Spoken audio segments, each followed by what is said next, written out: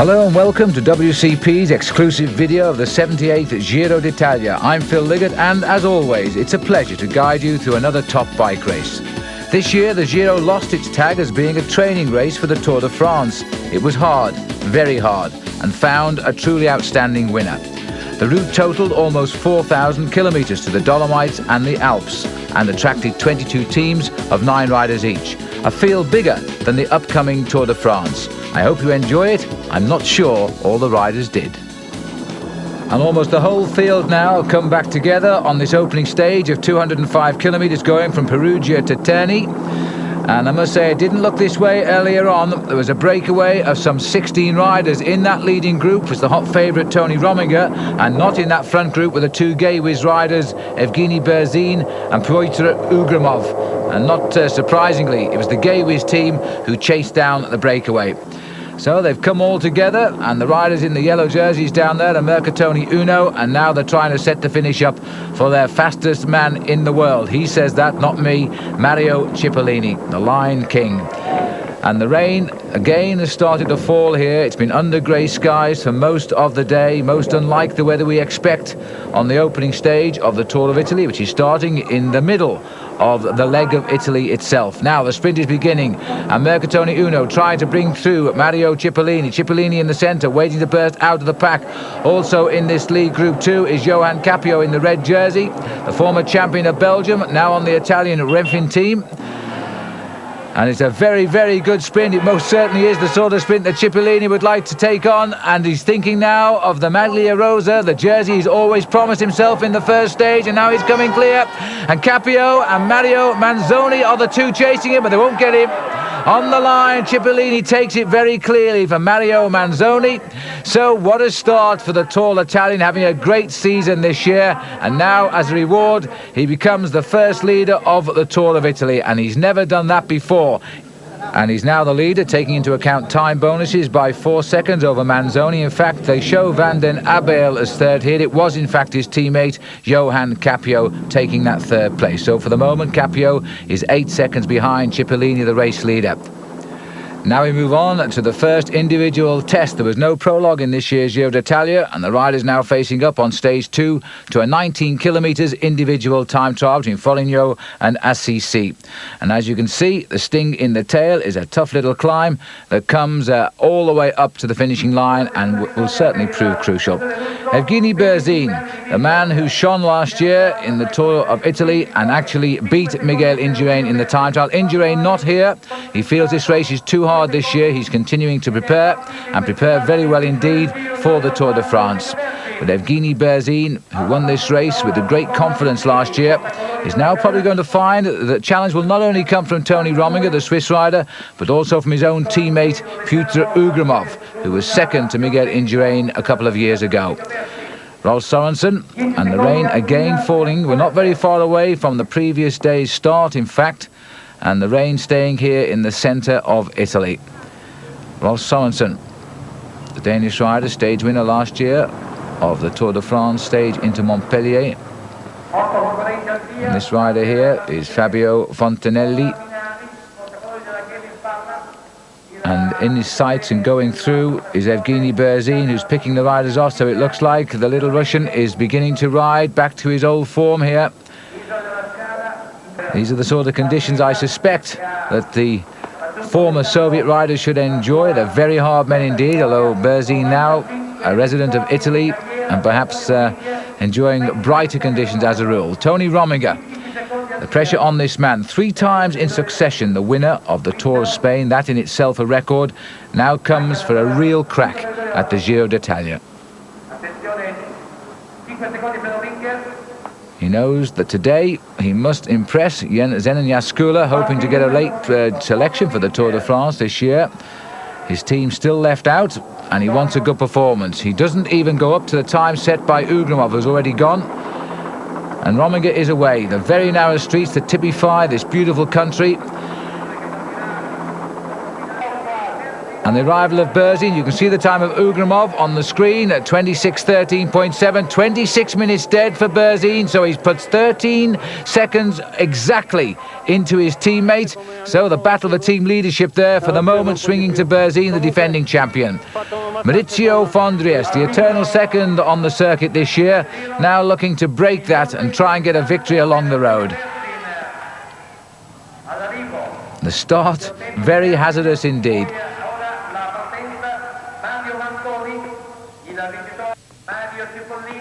And the man who won the sprint yesterday, Mario Cipollini, he won't be feeling confident of retaining this leader's pink jersey. He's certainly not a time trial specialist, although in the team time trial, with the help of a strong team, he has won those. Tony Rominger settling in, the world hour record holder, who everybody feels may have put that record on the shelf, in excess of 55 kilometres covered in the hour. And then he's proving to us right now he's got the speed. And this is the first time check in the town of Spello, approximately 8 kilometres covered, and Rominger is a little bit down on the star names of this year's race. In fact, he's going through, even with Cipollini to come, only in 5th best time. So he's made a very sedate start here in the bad weather. Meanwhile, Claudio Chiappucci is heading towards the finish, and it's not a good time for Claudio, twice the runner-up in the Giro d'Italia.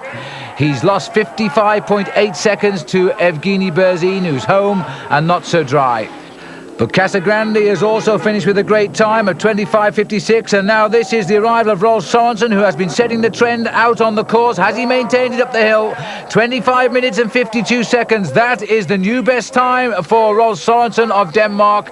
And now just Tony Rominger to match that, and he's going to be very, very close indeed. But Rominger is going to get the best time. He must have made a tremendous climb up to the finish here to get the better of Rolf Sorensen. 25.05. 47 seconds quicker than Sorensen.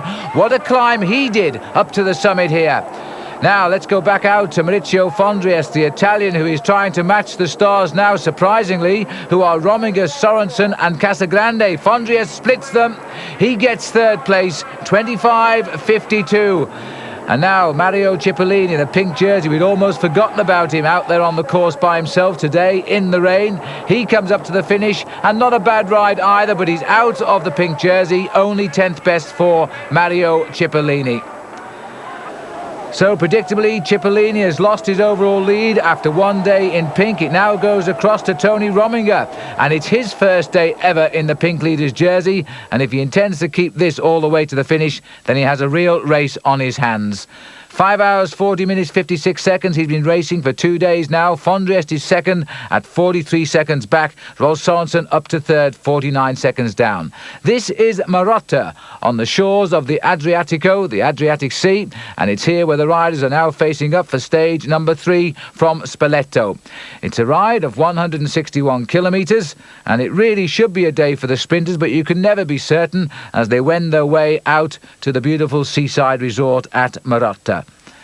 Not too many challenges out on the course, and as they pop up out of the hole in the road here, this is the first Inter-Giro sprint of the day, and keeping up the rhythm in the sprint is Mario Cipollini. Always enjoys a good battle of shoulders. And Cipollini in that interim sprint competition racing for the blue leader's jersey, which is currently worn today by Maurizio Fondriest. Now the riders having covered the comparatively slow speed there of nearly 35 kilometres in the first hour. And this picture designed to make us all dizzy as we see the complete field in the Giro d'Italia, 198 of them. And so Tony Rominger, happy ensconced in this group, defending a 43-second lead over Maurizio Fondriest, and Francisco Casagrande is the 4th, Berzin is 5th, Cipollini currently in 6th place, and bonuses again on the line today.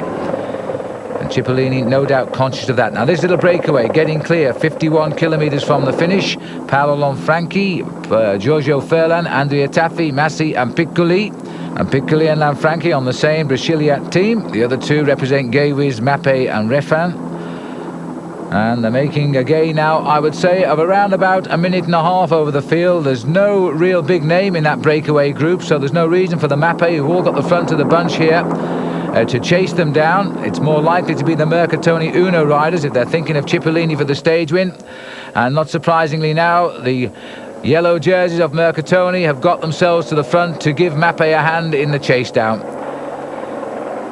And the weather has changed, much for the better. This is a flat, and this indeed is Niccoli Minali, the rider who won a stage of the Tour de France in Great Britain last year, down in Portsmouth, and he's having his best season ever. It just shows you what a victory does. And Manali is back out chasing. He should get back because the field is settled down quite nicely here now as Mercatoni brings it all back together again. And now you get the reason why.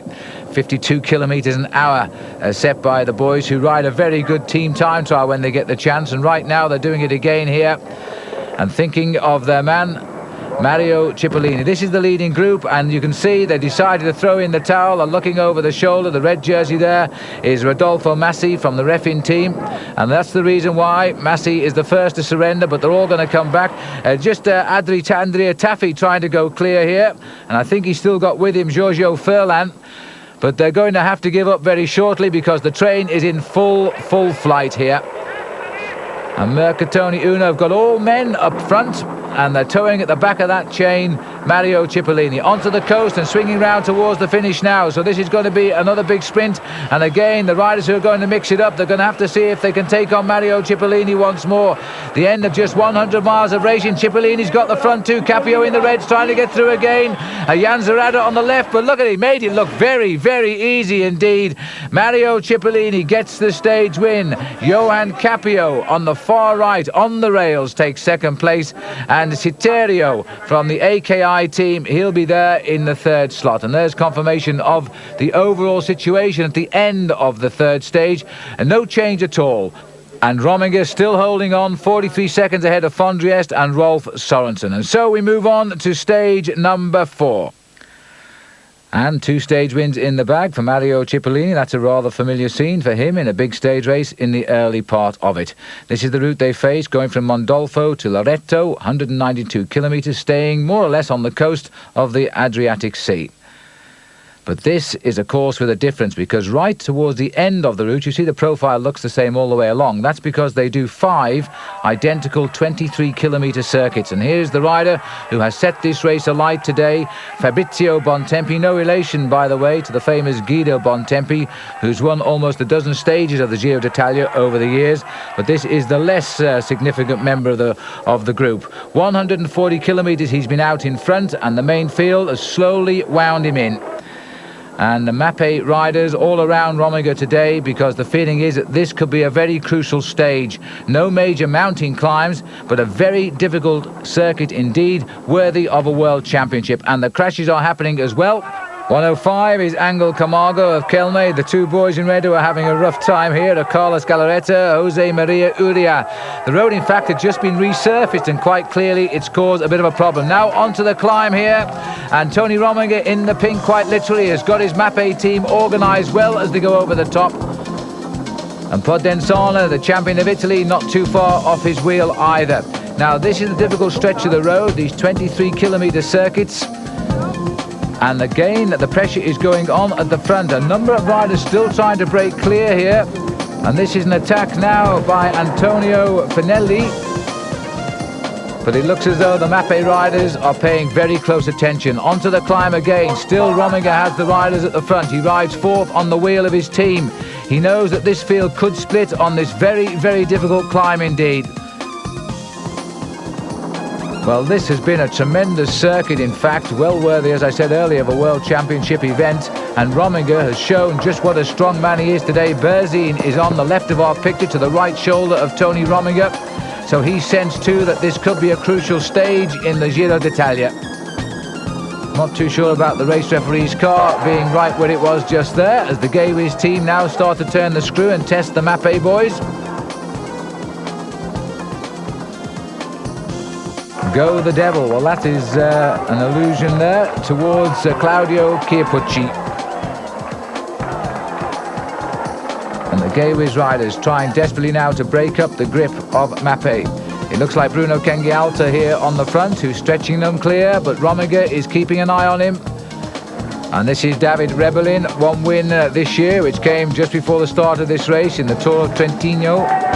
And they've got 15 seconds. They climb up now towards the end of this stage. But the whole field, although it's split up quite considerably, this is a very select big bunch, actually, around about 50 or 60 riders. They try to chase the 2 leaders. Claudio Chiappucci, this is.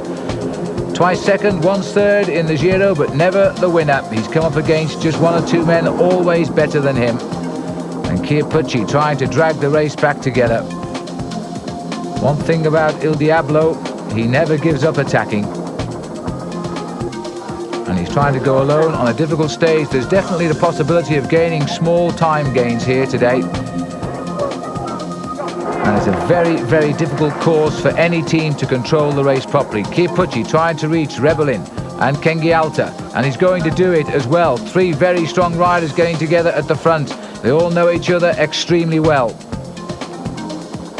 But it may well come too late, because it looks as though Chiappucci is going to be the forward emissary for quite a big group coming up. And the pink jersey of Rominger, you can spot him quite clearly, is third in that line. So despite the nature of a very difficult course and the distance of 192 kilometres today, it looks as though the pink jersey of Tony Rominger is coming right back into contention here. And there's been a crash on the corner. There's one of the riders from the Lampre team has gone off on the bend there. Well, service is at hand. And a quick push back into the race, but it was a shame because he was right on the front of the main field there. Now, inside the last kilometre to go here. The race is all coming together. And again, a complete misjudging of the right-hand bend there by the Gewiss rider. Vladislav Bobrik, the former Soviet rider, used to ride for the Red Guard and well known for taking the lead for almost a week in the Tour du Pont a few years ago and winner last year of the Tour of Lombardy. Bobrik trying to go, but he's being reached by none other than Tony Rominger here. Rominger, you can see they can all see each other, but they're all going so slowly on what is a very difficult climb. Rominger is sweeping through here and really stamping his pure class on the Giro d'Italia. Winner of the time trial stage, Tony Rominger, is now taking out a road race stage, and he's going to take it in grand style. He's stamping on the pedals on the climb here. Up to the finishing line for the last time. The crowd have been entertained to a very, very difficult stage of the Giro today, and Tony Rominger is going to gain time on everybody. Rominger hits the line, gets the victory. Stage win number 2 of this year's Tour for him. Fondriest it is who crosses the line in second place. Then it's Casagrande, followed by Claudio Chiappucci, hung on well there to finish in 4th place. A battle of the giants indeed, and Tony Rominger has proven now he really is the man to beat in this year's race. And the route continues down the eastern coastline of the leg of Italy, now racing from Porto Recanati to Tortorito Lido. A ride of 182 kilometres, and the lead now of Tony Rominger over Maurizio Fondriest is 51 seconds. And Francisco Casagrande still surprising with a great 3rd place, 1 minute 7 seconds back. Last year's defending champion Berzin is 4th, a minute and 15. And this breakaway of 36 riders in the beginning escapes after 24 kilometres of the stage has been covered. It's thinning out a little bit now, and the illusion of it always being bright, warm, sunny weather in Italy again being broken today as the rain comes down on what is a very green part of the country. And the main field here, under the guidance, not surprisingly, of Mappe, although they're not very inspired at the moment, has allowed the breakaway to gain a maximum of 10 minutes and 30 seconds. And in that breakaway, we have Rolf Sorensen, the big danger, been allowed to escape. He was up to 3rd place overall, remember, after his time trial. And now he is the race leader on the road. So sooner or later, the Mappe team are going to have to come out and show us again their skills. Although it must be said that when Tony Rominger took over the Maglia Rosa at the end of stage number 2, he did say he didn't want to keep it all the way to the finish in Milan. So this may be the time for Rominger to stay close, but take the pressure away from the team and allow a new leader in the Tour. And it will be Rolf Sorensen. Sorensen just passing through our picture on the right there. This is the breakaway group. And they've gone very, very steady, but what they don't know, or what they may know, is there's still quite a climb to come before the finish. Gelfi, number 46, who has just passed through, and the sun catching the cameras now. That's Maria Chiesa, a very consistent rider. Oh, and there's a crash gone down in a bunch, a touch of wheels and pulled down 3 or 4 riders there. That is what happens on the slower sections of the course. A moment's lack of concentration, a touch of wheels, and they're down like a pack of cards. I don't think that rider's injured. But the crash, we believe, being caused by the Russian rider Pavel Tonkov. And I think it's Tonkov down there in the Lampre jersey, who's still left on the roadside. This is Mario Chiesa sitting up near the front. And Eric Breukink, the team leader, or at least carrying the team leader's number on the Once team. And the group is now down to 4 minutes 30 seconds. It's no longer 36 riders strong either. And so the riders, the gap is closing, but the finish is going to elude the main field. And these are the four survivors of the breakaway. Mario Chiesa, now Rolf Sorensen is going for the finish, followed by Filippo Casagrande and Eric Breukink. They're the men who are trying to make it to the line now. Sorensen taking on Filippo Casagrande in his first year at Italia. He gets a stage victory. And Sorensen will have to be content with second. Breukink is in third place, but the time gains in the end were not enough for Rolf Sorensen. The pink jersey staying on the shoulders of Tony Rominger today. And I'm not surprised Filippo Casagrande in tears. He's beaten some big names. And there he is, Filippo Casagrande, the younger brother of Francisco Casagrande. Perhaps his brother's more famous, but he's got the stage win. And so, on to stage number 6 of the 78th Giro d'Italia, and the riders now heading from Trani to Taranto, 165 kilometres going inland, away from the Adriatic Sea. Not a lot to worry the riders. The hills still to come in this very difficult tour route this year, but there are one or two ups and downs, and those who want to attack, the occasion surely is there today. We're now at 63 kilometres from the finish here. There's hardly been an attack all day, in fact, and the riders enjoying the rather sunny conditions which have at last arrived on the Giro d'Italia. The overall lead is still with Rominger, 51 seconds ahead of Fondriest, a minute 7 against Francisco Casagrande, and a minute 15 on the defending champion Berzin. And you see, the job of a domestique is not just setting the pace for a teammate either. In this case, Miguel Peña is having to give Tony Rominger a helping hand. So quite clearly the field enjoying the day, and no real attacks coming, but the finish will be coming shortly, and they won't want to give it all to the sprinters as Rominger takes a drink and goes back into the thick of the fray. This is Bruno Kengialta here, and according to the caption on his wheel is Paolo Lanfranchi. Kengialta being particularly active in the Giro so far. Very, very good rider indeed, former stage winner in the Tour de France as well. And now the peloton is being pulled out into a much, much longer line. A sign that they're getting a little bit angry, I think. Kengialta, Lanfranchi is the rider setting the pace. And we're heading now towards the Inter-Giro Sprint, which is the interim competition, the sprinters' competition. Sometimes called the hot spot along the route where there's an individual prize. And this little gap now has got 38 seconds. They weren't interested in the special sprint at all. They wanted time over the field. Lanfranchi, Kengialta. Two strong teams backing them up.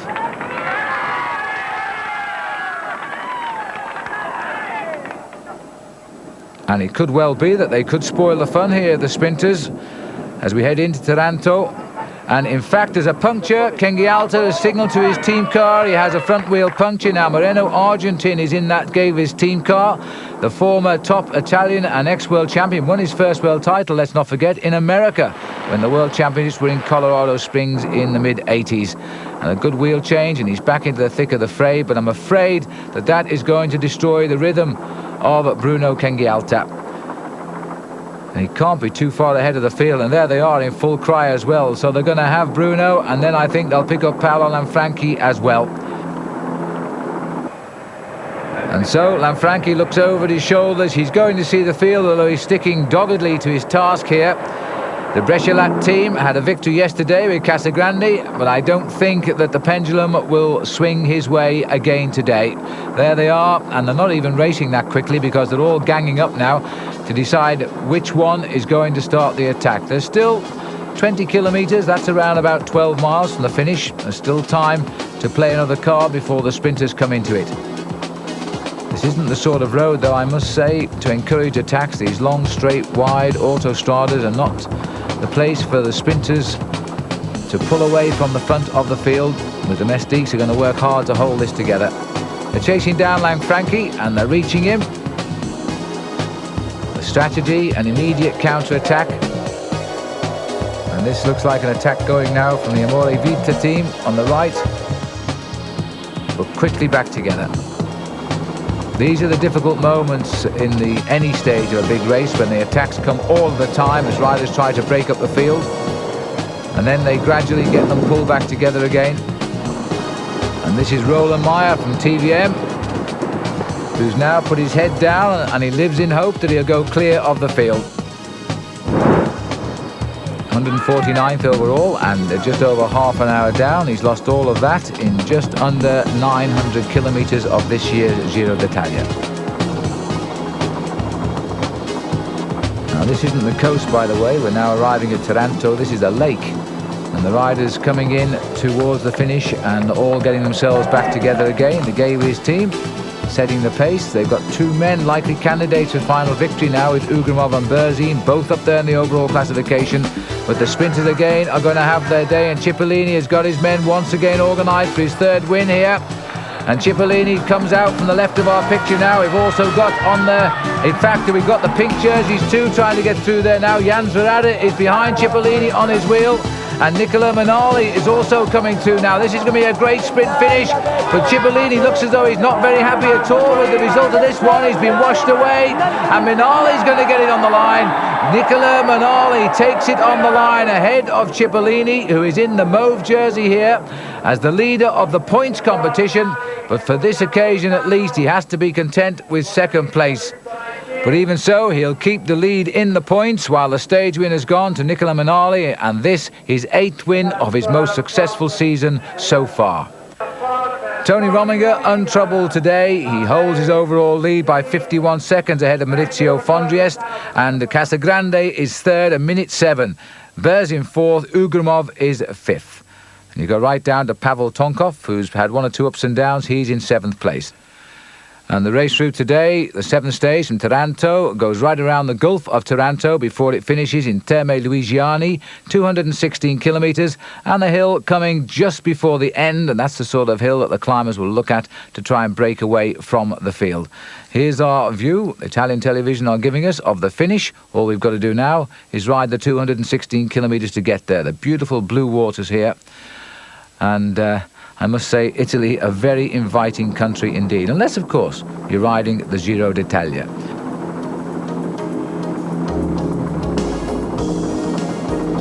And on a very tortuous descent, a breakaway here of 6 riders. Udo Bolz is in it, so too is Mario Chiesa, Finelli and Elli.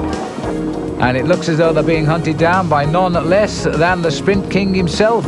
And that's Mario Cipollini riding in blue, because he leads the sprint competition, the Inter Giro, as well as the points competition.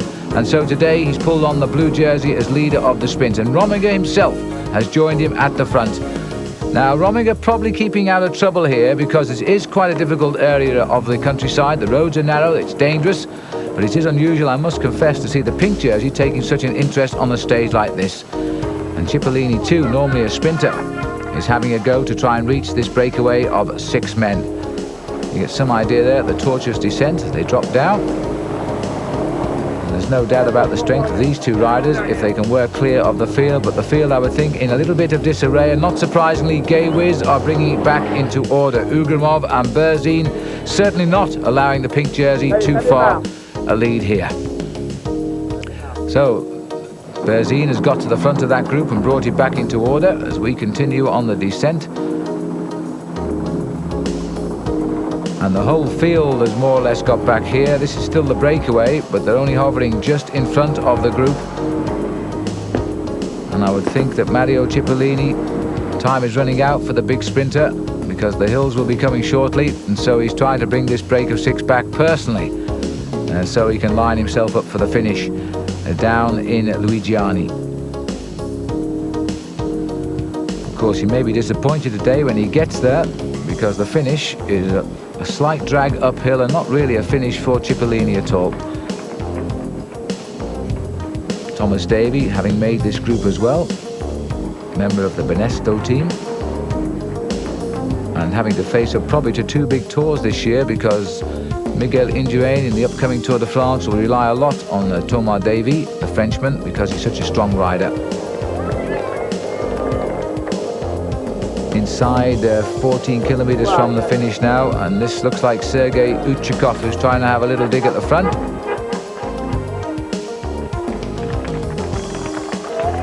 Slowly but surely, the riders are climbing up to the heights towards the finishing line, and there's still this breakaway is just about hanging on. Uchikov is bringing across the main field. A lot of power in this young man's legs as well. And he's going to reach them first, almost certainly.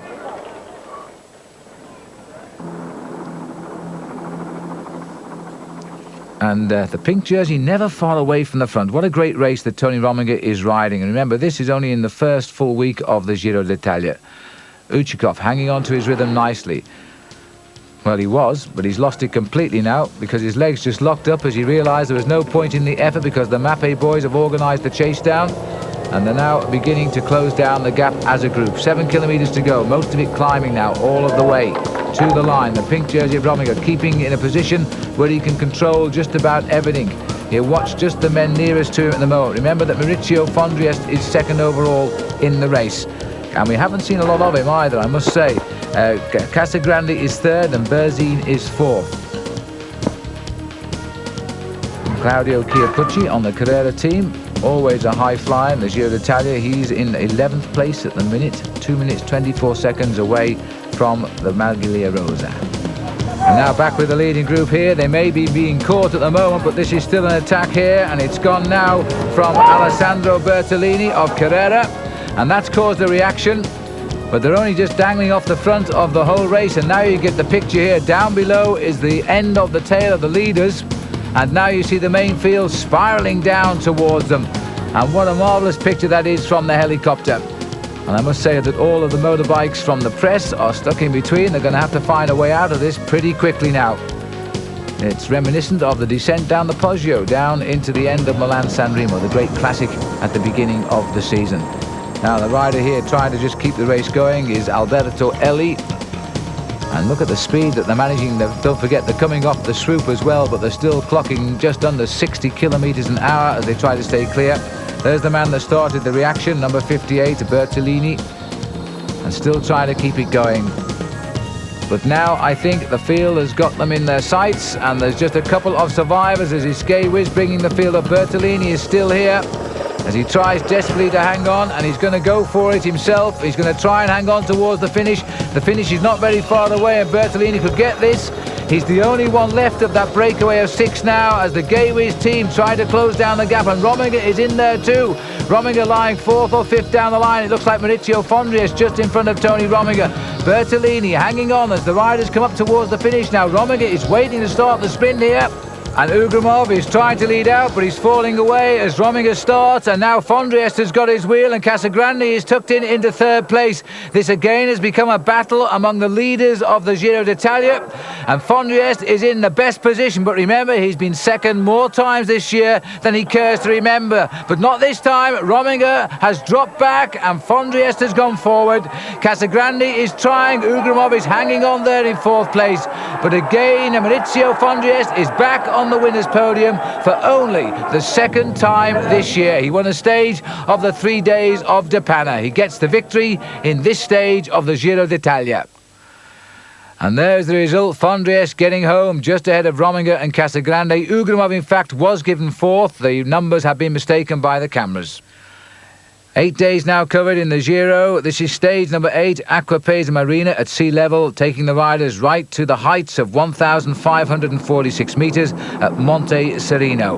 209 kilometres a day perhaps for the riders to test the strength of Tony Rominger, who has led this race since day 2. And round the rims of what appears to be a crater here at the moment, but the riders are going to be climbing for much of the day and descending as well. And a breakaway of 16 men. They got clear after 22 kilometres on the first climb of the day, and it's being led here by Francesco Frattini, who comes to this race having just won the Grand Prix of Frankfurt, his first World Cup event, continuing the trend of the successful Italian riders again this year. There's the lineup of the breakaway, and Frattini has a teammate in here in Bruno Cenghialta, this immensely strong Italian who is threatening to do something big in this race. He's been challenging almost daily. And once again, the pressure back on the Mappe team. They're having to do an awful lot of work for Tony Rominger. He's taken the lead in this tour so early on. And although originally he said he didn't want to keep the pink jersey all the way to the finish, to me, he looks as though he might have changed his mind. There he is, staying in amongst with the teammates, while the breakaway itself is thinning out a little bit, but still here is Hernan Buenahera, also Georg Tocznik of Poltny, Simone Borghese, Mariana Piccoli, who has been a long-time leader of the King of the Mountain section of this race, and Cubino, the leader of the Kelme team. And there is Tony Rominger. None of the riders in the lead breakaway a particular threat at the moment to the pink jersey of Tony Rominger. The gap, 3 minutes 2 seconds. That's about the best we've had all day. And Evgeny Berzin taking full advantage of the Mapei team tactics and sitting in there nicely. The defending champion, don't forget. It was only in the last week of the Giro last year where he started to look a little bit more normal as Miguel Indurain got into his stride. And the breakaway there beginning to splinter now. They're down to just 8 riders in that front group. And this is Kengi Alta on the front. Georg Tocznik trying to go clear at the back as well. The 4 of them going ahead here. Cubino is the other rider from Kelme. And this is the remnants of the breakaway. Frattini now at the back of that second group. So the 8 men are split into 2 groups of 4. And Kelme have got their 2 strong men up here. Buenahora, the Colombian member, and also the team leader, Lordolino Cubino. Remember last year, Cubino got away on his own and won a stage. That was his first ever stage victory in the Giro d'Italia. And now he's got into what could be the right move again. Berzin not interested either in the breakaway. More the whereabouts of Tony Rominger. Pavel Tonkov on his right shoulder.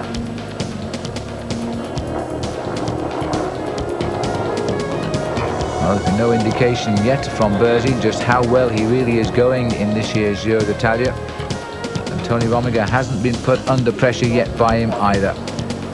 The group split is around 12 seconds apart, 4 and 4, and the main field is coming back as well. A minute and 37 seconds. We're now on the climb, which will take us up to the top, and the climb is 5,000 plus feet to the summit. Very fast but steady tempo. Nobody willing to set the pace at all. 9 kilometers to the finish. Georg Tocznik, I saw him race as an amateur in the Tour of South Africa. A very, very talented mountain climber indeed. Just beginning to get his feet now as a professional rider. But one of Austria's finest amateur cyclists, along with Alain Franchi.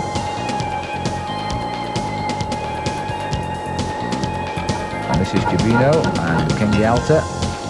And in fact, it looks to me as though they've dropped to this. Piccoli, the King of the Mountains leader, he's back in the group now, so he's been caught from that leading breakaway. He's in the green jersey. And also disappeared now is Buenahora. Tocznik taking a look down as we get through to 7 kilometers to go.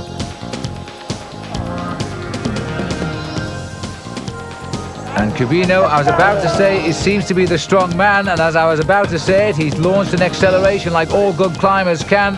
Kengi Alta straight onto him, and at the same time the Polti team car was up there to talk to Tocznik, and a chance to encourage Tocznik as well. Kengi Alta cracked. He could not match the rhythm there of Cubino, and now it's up to Georg Tocznik to try and cross the gap alone, because Kengi Alta hit the wall in no uncertain terms there. So Cubino trying to go away for what would be only his 2nd ever stage victory in the Tour of Italy. Concentrating very well indeed. The team, one of the early selections for this year's Tour de France, and that makes a change because they're so often on the reserve list. Now, can Tocznik get across the gap here? This is a chance for Georg Tocznik to really shine and give the team a big result. But the rhythm behind continues. Moto 3 indicating now that we have 2 split groups up front, and the 3rd motorcycle camera coming back to the head of the main peloton. The long twisting descent. It's only a little bit of a brief descent before the climb begins again, and we're going down at between 45 and 50 kilometers an hour. And Cubino now trying to go clear, and that lead car, I would suggest, wants to get out of the way. Because Cubino, oh, and my goodness me, this is the race for 2nd place, and Tocznik has gone down, it appears, just as in fact Bruno Kengi Alta had arrived back on the scene, and I must say the Polti team car was there rather swiftly. But listen to the skidding tyres of the lead car here, because they can't get out of the way of the fastest ending Cubino. Let's look at the crash here now. Kengi Alta had just come back over the top and was on the wheel, and it was about now where Georg Tocznik realised he wasn't going to make this bend. He put his front brake on as well, and then he overshot it. Well, he was lucky he was able to get some control on the bike there, because the fall, nothing like as serious as it might have been. Meanwhile, with his braces stuck to the fender of the lead car, we have Lordolino Cubino trying to get space on the descent here. And these are the legs of Tocznik, who's got himself back into the action. Surprisingly, hardly a mark on him after that slip and slide on that left-hand bend, but he's still ahead of the field, who are now on the way up again. So the Map A team, as we go into the last 3 kilometres for Cubino, are holding that race together. Rominger will be very happy with the way this first taste of mountains has gone today. The long climb to the finish will help him find if his climbing legs are there for this year. And he's using all of his team, and Rominger holding good order in second place. Berzin right behind him in third. Casagrande is also up there. Casagrande is the big surprise so far. Everybody's saying this young man is going to be a star of the future. Well, maybe that ascension is starting in this year's Giro d'Italia.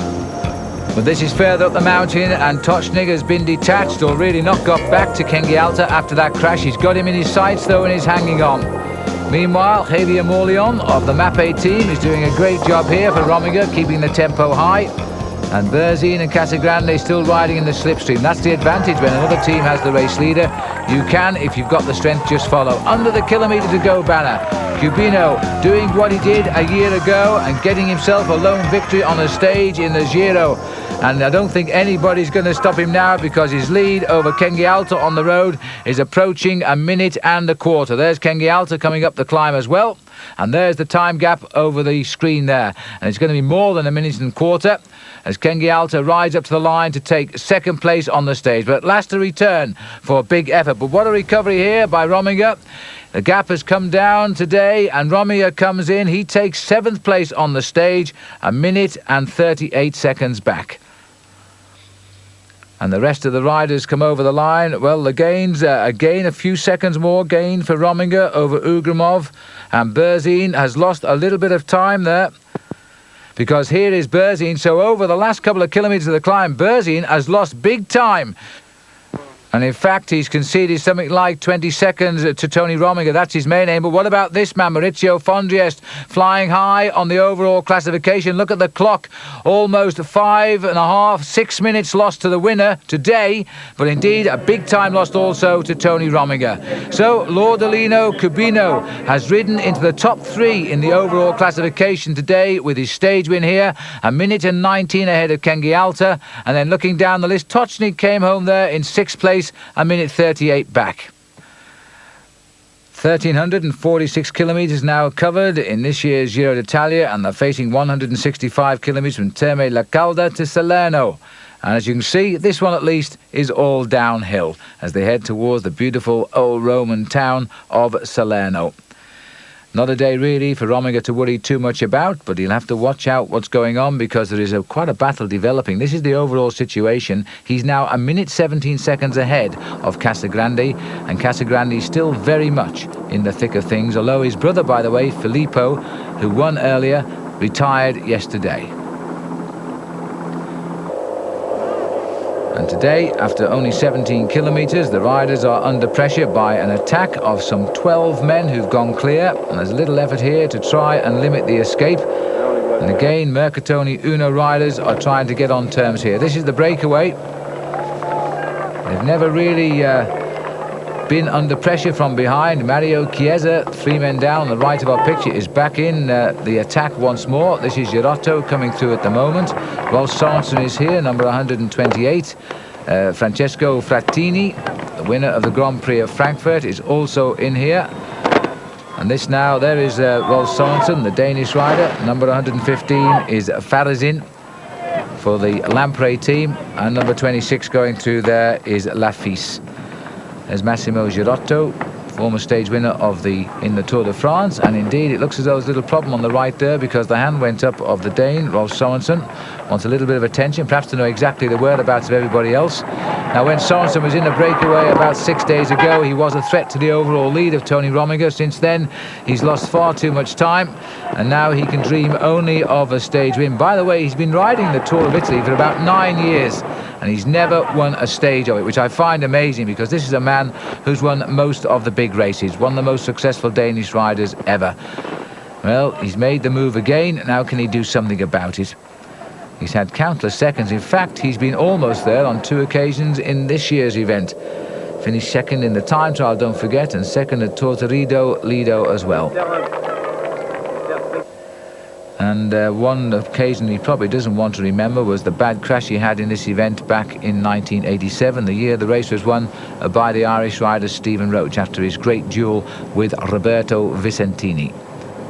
And these 12 leaders have not put a wheel out of place today, but they really are dangling just in front of the main field, being led here by Podenzano, the champion of Italy. 30 seconds is the time gap. These 12 riders have been together for the best part of 100 kilometres. All 12 now about to contest the sprint. The first man who's come around the corner here is the ZG Mobili rider, and that is Stefano Cattai.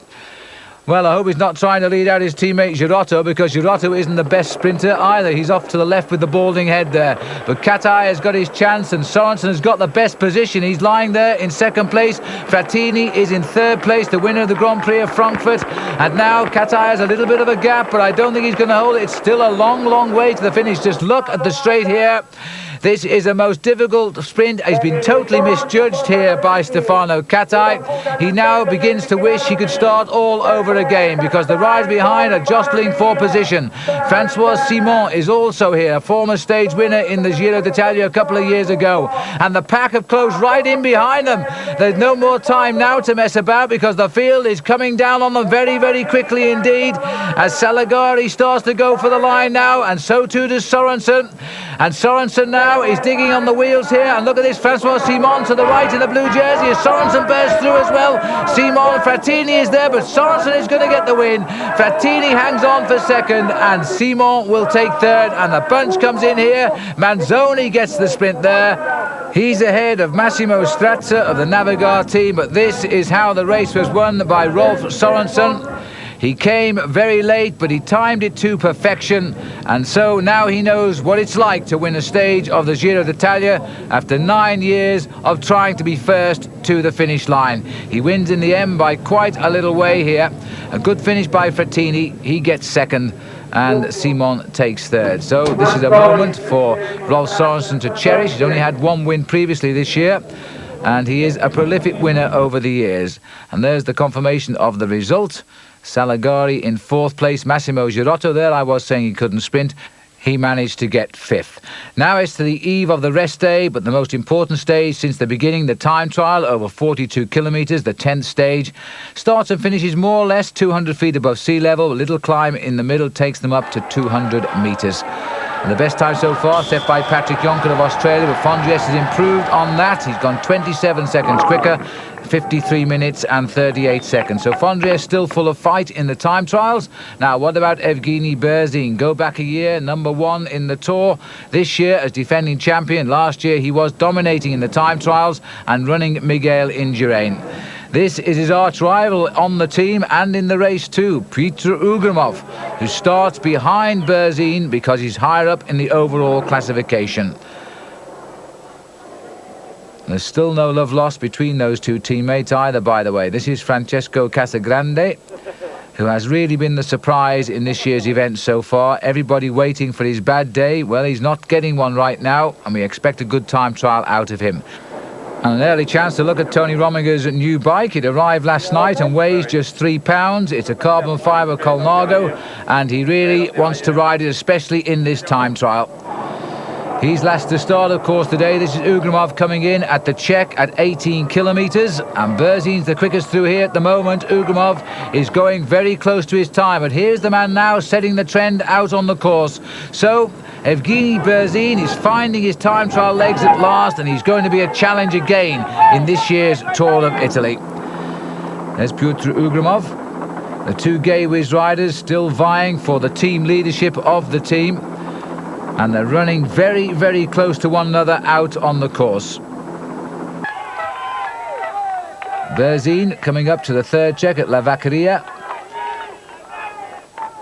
The best time through here already finished is Maurizio Fondriest, 39 minutes, 31 seconds to this point. But Berzin is going to go through with the best time by 25.5 seconds. Just over 30 miles an hour is average speed despite the climbs. Now, Tony Rominger, having the advantage of being last to start. He's ahead of Casagrande. Casagrande himself, the time checks indicating he too is still producing a ride in the top 5 today if he can maintain the speed. An arrival now at the finish. Fondriest still the leader, 53.38. That's the shot for Berzin to aim at, and he's going to beat it. There's no doubt about that now. Evgeny Berzin has had an excellent time trial today to become a challenger again in the Tour of Italy. He rounds the furthest hairpin bend to the line. It's an awful long way round that corner. Now he sees the finish, hits the line, 53.18, 20 seconds quicker than Fondriest. But you know, Ugrimov and Rominger are running him very, very close indeed. Casagrande not too far away, but this is the check at the third and final time check out on the course. And Casagrande rivaling Bob Reek and fourth fastest. That's not bad for Casagrande. That will maintain a high position overall, and conceding only 33 seconds to Evgeny Berzin there.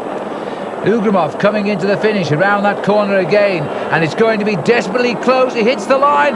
It's almost an identical time to the nearest whole second. Ugrimov and Berzin will prove inseparable with those times.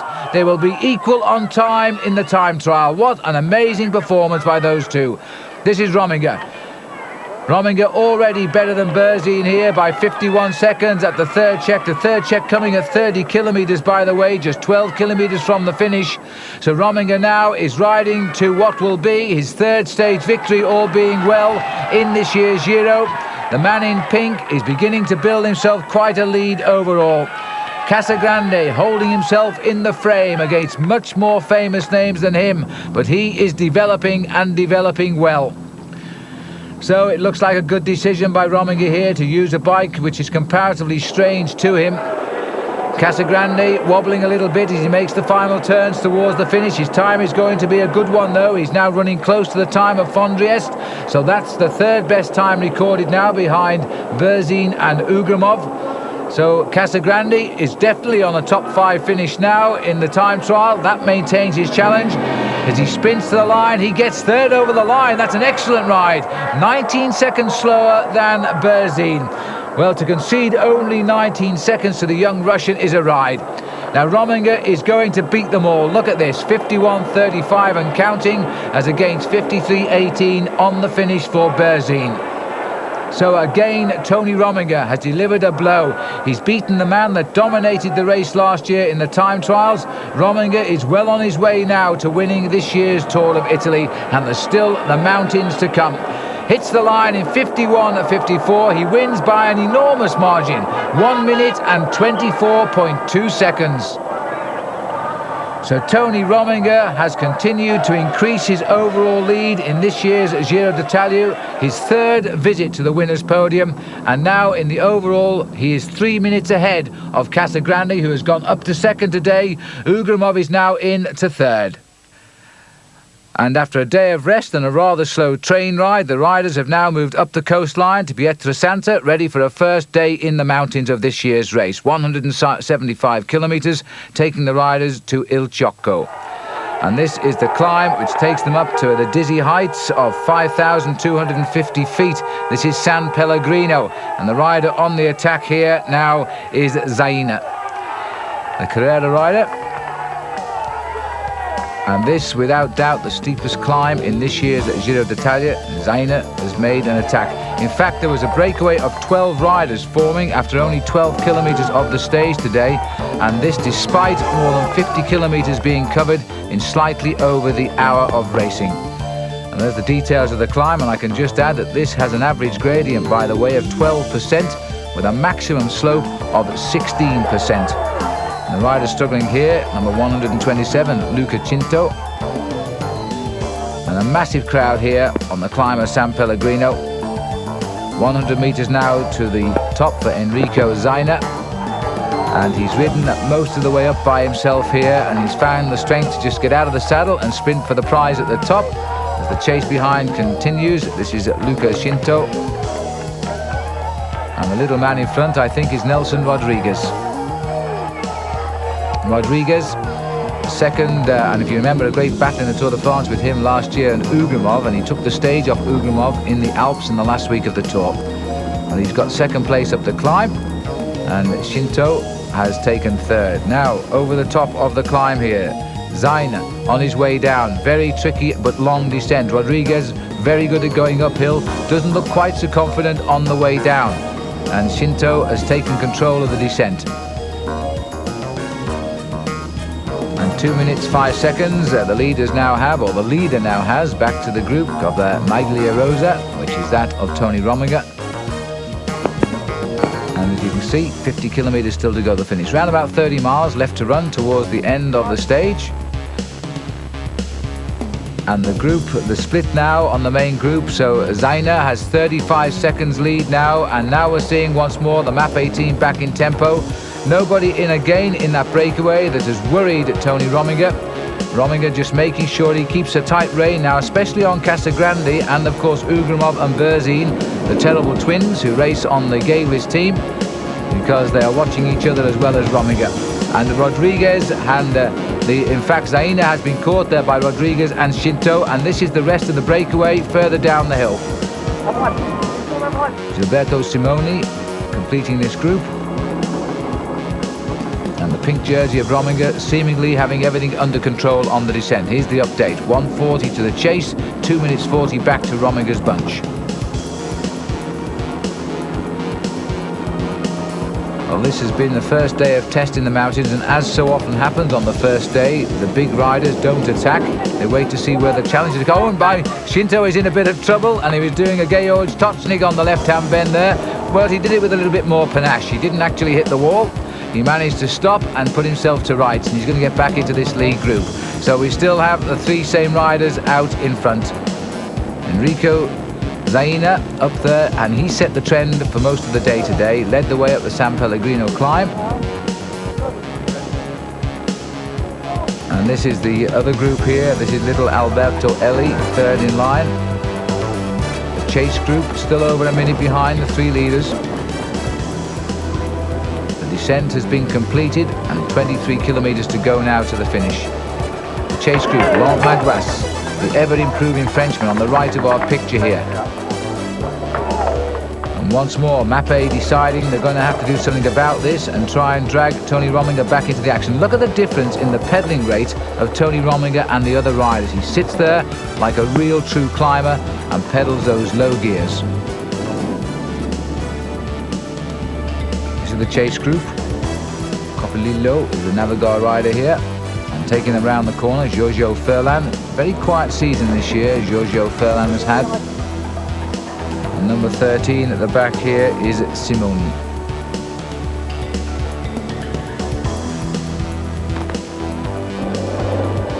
And the leader here, Arsenio Gonzalez for the Mappe, trying to pull now Tony Rominger back into action, but also Ugrimov and Berzin is in that group as well, as they're going now towards the approach to the finish. The three leaders are still there. Rodriguez at the back here. Luca Shinto is the other rider, and finally Enrico Zaina. There's the entrance now to what is a 5-kilometer climb up to the finishing line. And this is the small group that's behind, but the main field are not very far behind this group now. The whole field is coming down very, very quickly indeed. And they are just about hanging on. Laurent Madouas is the rider anxious to get to the front there and try and create some sort of diversion as we move further up the climb now. We've just got the two left. Shinto has gone, and there he is. So he's been dropped by the two leaders. Rodriguez is the climber, but Enrico Zaina is the man who's springing the surprise today. And slowly but surely, the breakaway being swept up one by one, as now the Gawies boys are putting the pressure on Tony Rominger once again. And look at this, Zaina is an inspired rider today, because little Nelson Rodriguez is having an awful job hanging on to him. And Berzin is also turning the screw. Now Rominger, probably the furthest we've seen him away from Berzin since the Giro d'Italia began, as Berzin starts to attack. Sorry about this little bit of picture breakup. It's the old story with our uplift links to the helicopter above in amongst the trees. But we're seeing the action, and Evgeny Berzin now trying to get rid of Rominger, who seems to have recovered. He may have been caught a little way down the field there. He's up there with Ugrimov, who's taking up the pacemaking now. So Piotr Ugrimov able to do a 1-2 with Evgeny Berzin as we go back to the two leaders there together again. So while Zaina and Rodriguez fight out towards the finish, the Gay-Wiz tandem is now trying to get rid of Tony Rominger. The little man, Evgeny Berzin, stamping on those pedals now. Ugrimov, the aging Latvian, who is a tremendous cyclist, now riding alongside his teammate. Zaina continues to make the pace up here, and again he attacks Rodriguez. Now, can Rodriguez answer this one? He's making a much longer dig at this one to try and hold off Rodriguez, but Zaina, I don't think he's got it. He had to ease up again there. This is Rominger, lower down the slopes now. He's allowed the two Gay-Wiz riders to make their effort. Now he's showing them what's left in his legs, and in fact he's pulling them clear of the rest of the field. Now Rominger and co are riding around about 7th or 8th on the road at the moment. There's still the stragglers of that breakaway. Rominger continues to set the pace just to let them know that he really is the strongest man in this year's Giro d'Italia, starting this morning with a nice 3-minute buffer over Casagrande, who we haven't seen for the last few minutes on this climb, obviously trapped back in that chase group. There's Piotr Ugrimov, and there is Evgeny Berzin up towards the dizzy heights now at the top of the finish today. The riders turn inland away from the Tyrrhenian Sea just for the finish, and this is Rodriguez still on the wheel of Zaina and inside the last kilometre, and these three are clear. But in between them somewhere we still have Simony, Furlan. We haven't seen sight of those yet. The rest has slowly been swept away by the group, and Ugrimov continues. About 400 metres to go now for these two leaders, and Enrico Zaina has tried and tried and tried again. He was leading, don't forget, over the top of the big climb today. Second over was the man who's second, and alongside him right now, Nelson Rodriguez. This is the interesting group behind, and another rider, it looks like Laurent Madouas, has been picked up by the Gay-Wiz Mappe race here. And again, Berzin leading Rominger. Laurent Madouas, the Castorama rider, about to be picked up. And Zaina takes a good look there at Nelson Rodriguez. But Rodriguez won't like the finish here because they actually finish on an athletic track. It certainly won't be in the favour of the little climber from Colombia. And I wonder if he knows it. I bet you Zaina does. He starts to pick up the pace again now as the mountain starts to level out. A nice little glance to the right here. He will see the finish here, Enrico Zaina. And he's going to make sure he gets into the entry first. Nelson Rodriguez itching to get round, you know, and going to have a go through on the inside. And the sprint is on now as they start to go for the line. This is a very good effort by Rodriguez. It wasn't enough because they came off that bend, and I'm sure Zaina knew about that one. He got the sprint in third place there. Simony comes over the line. This is the group now contesting fifth. Ugrimov gets that. Furlan came in just between the two there. But there is the rider who got his stage win in the Tour of Italy. Another first for him as well. Enrico Zaina taking the victory for Carrera. This is how he did it. And Rodriguez caught off guard there. He came round the corner. There was the finish, and it was all too late for him. But it certainly wasn't for Enrico Zaina. It gives Carrera the victory today. The champagne and the two beautiful women in yellow. And this is the stage result, but more importantly now, Ugrimov is up to second, but 3 minutes 8 seconds back, and Berzin is into third place overall. Now, stage 12, a flattish day going from Borgo Monzano to Cento of 201 kilometres. This did prove to be a lesson of how not to sprint. Mario Cipollini, keep an eye on him. He's in the blue jersey down at the head of the peloton. The finishing line approached. The field was all together. Cipollini would win the stage, but he would be disqualified. And if you watch closely, you'll see why. As they all swung round into the home straight, Jan Zurada was the rider on the far left of the screen. Cipollini was, in fact, in a bad position. He was trapped in the centre of the field. As we look at the shot here, he was already clear and sprinting, seemingly to his third stage victory in this year's Giro d'Italia. Certainly he was on his own, and by this time he was about to win his third stage. Jan Verada on the right would take second, and Giovanni Lombardi would get third. So everybody went off to the podium and the celebrations began. But then the referees took another look at the photo finish, and as a result of that, they decided to disqualify Cipollini. This is why. The blue jersey of Cipollini is 5th in line. On his right there is Manzoni. He clearly pushes him out of the way to make room for a clear approach to the finish. Now, it did appear to me that was a very hard decision by the race referees, because I don't think it made very much difference to the actual race result. Victory was given, in fact, to second-place finisher Jan Zorada. Lombardi was 3rd, Citero was 4th, Manzoni was 5th. Pieve di Cento to Rovereto, 218 kilometres, and the mountains are getting closer now, and this a very tough stage indeed. Just one climb, though, coming towards the end. It's the climb of San Valentino. And just watch this now as we replay what happened earlier in the stage. A little bit of a wheelie being done by a Gavis rider and resulting in that rather horrendous crash, but thankfully nobody injured. And just take a look at it again. Watch just behind the AKI rider, as a Gavis rider seems to catch his foot, and down he goes. And a very nasty fall indeed. And I can think of an easier way to pick grapes. And the amazement too of the riders at the front as they look over. But the race continuing now, and on the climb of San Valentino, the only king of the mountains counter, Piccoli still the leader, by the way, in this competition, as he has been for much of the Giro this year, and 45 kilometres remaining. Well, there's been a number of attacks now, but nothing has got clear yet, except this small group is now beginning to make some progress. It was originally 13 riders. It's thinned down a little bit now. And in this breakaway group, among others, is Oliveira Rincon and Pascal Richard, the Swiss rider, and this is the chase now. And Berzin again playing fully now his part in this race.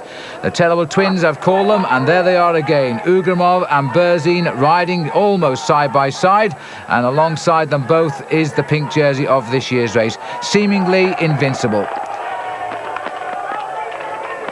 And Piccoli is at the head of the race here, the leader in the King of the Mountains, scoring well again.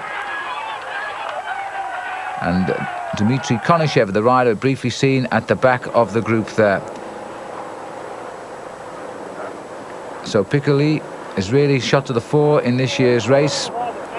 And he's talking here across to the other rider, who is Vyacheslav Bobrik. In fact, he was obviously asking him for a drink. Bobrik is Russian, but now he resides, having come here to Italy with Evgeny Berzin, former both Russian national squad riders. He now speaks fluent Italian. And still, in Rominger looking rather contented with the way this race is going. We're on the edge of the Dolomites, and tomorrow we'll be in the thick of them, and perhaps he's thinking more of that as we approach the small finishing circuit here with 17 kilometres remaining. And the breakaway don't look like being caught at all now. They're hanging on to quite a nice little lead here over the main field. They're quite a long way ahead now, over 6 minutes. But the group containing Berzin and Rominger is round about a minute 30, and here they are. And Patrick Jonker, the Australian rider, his first season for him on the Spanish Once team, enjoying a little bit of the action. But this is now Jonker's teammate here, and this is Olivier Rincon. He's on his second season with the Once team, and alongside him is Pascal Richard. And Richard having a very, very good season. In fact, he's won 4 races already this year. And he was the king of the mountains indeed in the Giro d'Italia 1 year ago. Now they've got clear on the last climb of the Col de Patoni, and the gap is still not over significant. About, well, there it is, a minute and 40 seconds on the group containing Tony Rominger. Rincon doing a lot of the work here, and just 2 days ago his wife gave birth to their child, and so he's got something to celebrate. And the Once team have had a quiet race so far. Eric Breukink in the early moves has dropped away significantly, and Rincon now putting that to rights with an attack here, a very narrow approach up towards the top of the Patoni. 208 kilometres covered at this point, just 10 kilometres from the finish, and that's confirmed on the right of the screen there.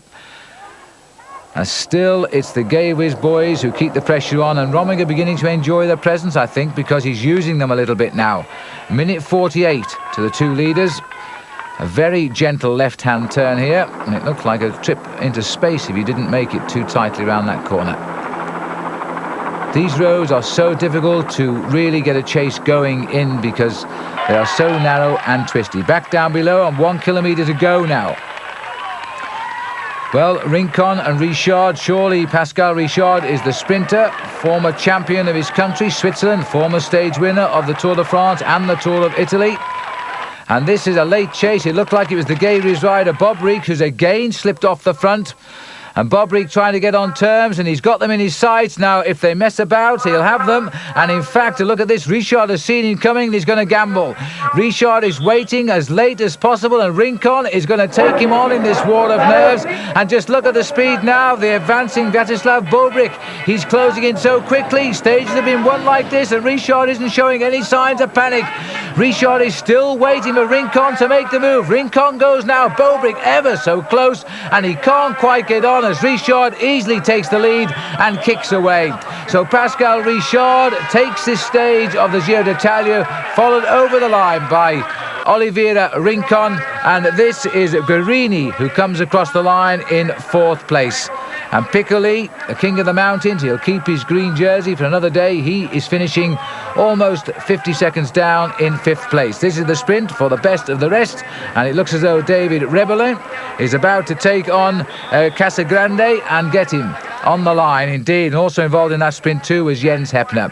But there's the happy smiles of Pascal Richard, back on the winner's podium for him, as he was so many times in the Giro a year ago. And this is how he did it, and what a cool nerve he had too. He knew that Bobrick was coming up, and he didn't panic. He waited and went, and he won. And with the main field and all the favourites in at 1 minute 22, there was no real change overall. Rominger, Ugrimov, Berzin, Casagrande the order. And that might well change now, because we're on to stage 14 at 240 kilometres. This, the longest stage of this year's Giro, and it is a brute of a course as well. The riders are in the Dolomites now, and they finish on top of the Val Senalis.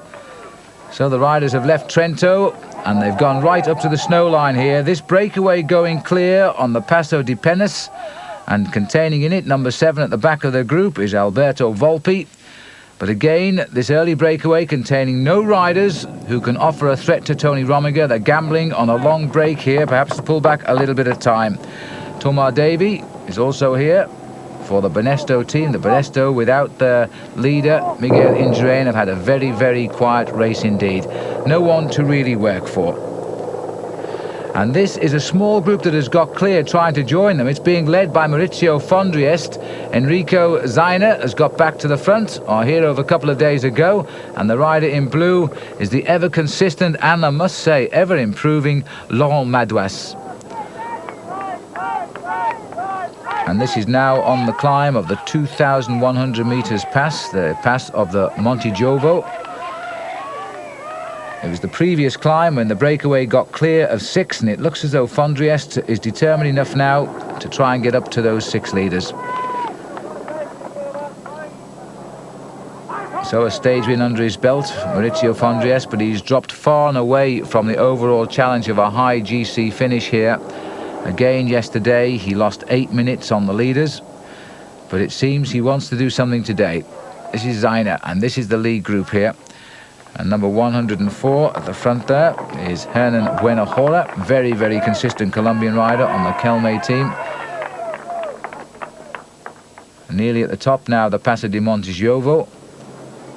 And the other rider from Kelme seems to go everywhere that Buenajora goes in the mountains, and that's Lordolino Cubino. Nelson Rodriguez bringing the riders up and under the banner, and they've stayed more or less together, 5 of them surviving as they go over the top, and Zainer on the back of them now as well. Just about below the snow line. So often the Giro d'Italia tangles itself up with the end of the winter snows, and as you can see there, the roads are wet as the snow continues to melt. 3 minutes 15 back to the main group, and containing Tony Rominger, Ugrimov, Berzin, and one or two riders not being content with just newspapers for the rather chilly descent. I noticed one or two wearing their overcoats. As they now make their way back down the mountain shortly, and then they head on towards the finish at Valsenales. Well, I think this is a very wise way to race the stage here. 240 kilometers, a long way, of course, in the mountains, and Rominger is allowing his rivals, if they want, to attack him. He has never put a foot wrong so far. His team also have worked extremely well to keep him right in a position from which to launch any possible required counter-attack. And talking of counter-attacks now, here's our little group together, and that's Zaina now joining the leaders. This is Laurent Madouas and Fondriest. They're still in between, the group now being headed again by Mappé. A little bit lower down, and the sun is out, you can see from the shadows of the riders.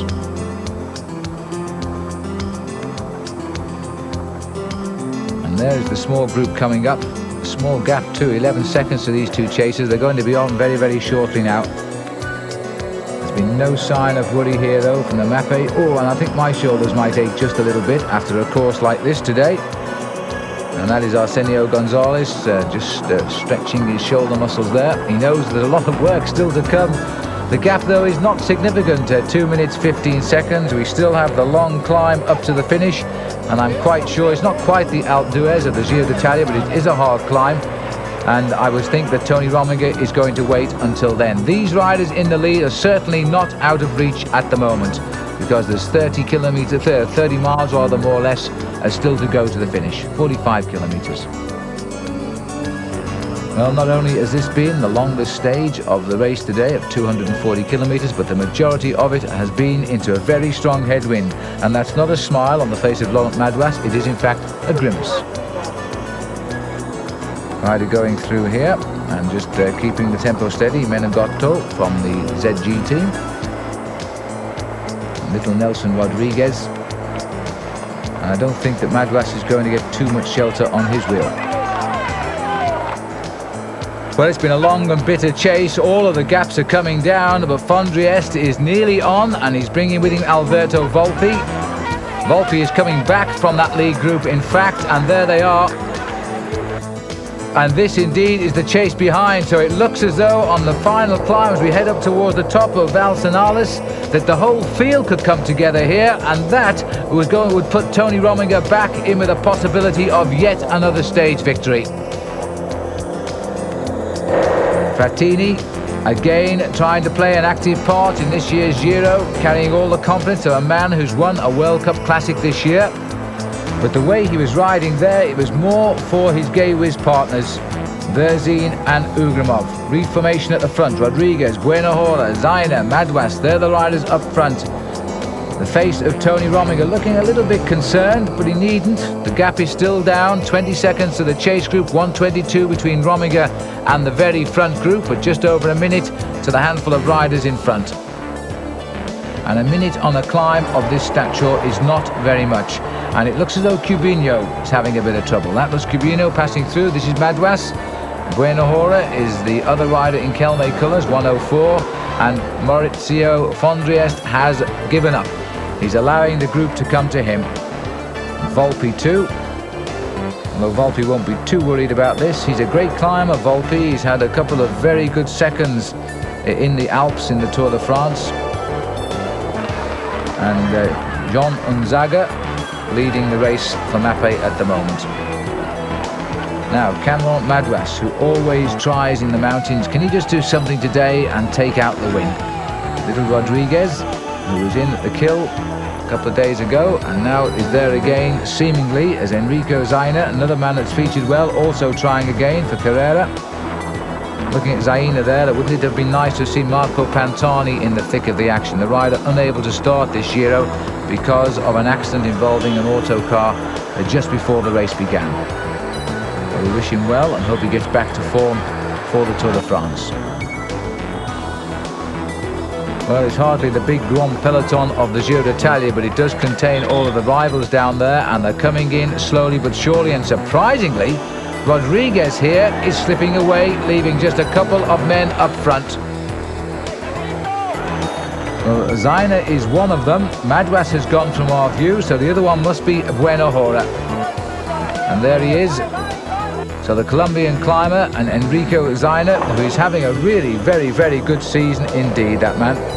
He's really matured this year. He was 5th in the Grand Prix of Frankfurt. And now he's in with a chance of a stage win here again. Making all of the running. Buena Hora follows him, but the group is coming up behind at a relentless rhythm. There they are. Tony Rominger in pink, always on his shoulder. Last year's winner of the Giro, Evgeny Berzin, they've got them. So the last of the breakaways are back in this very select front group now. There's still plenty of time on the climb, and another attack immediately. Buena Hora is caught. This looks like Gonzalez is going. Another Kelme rider.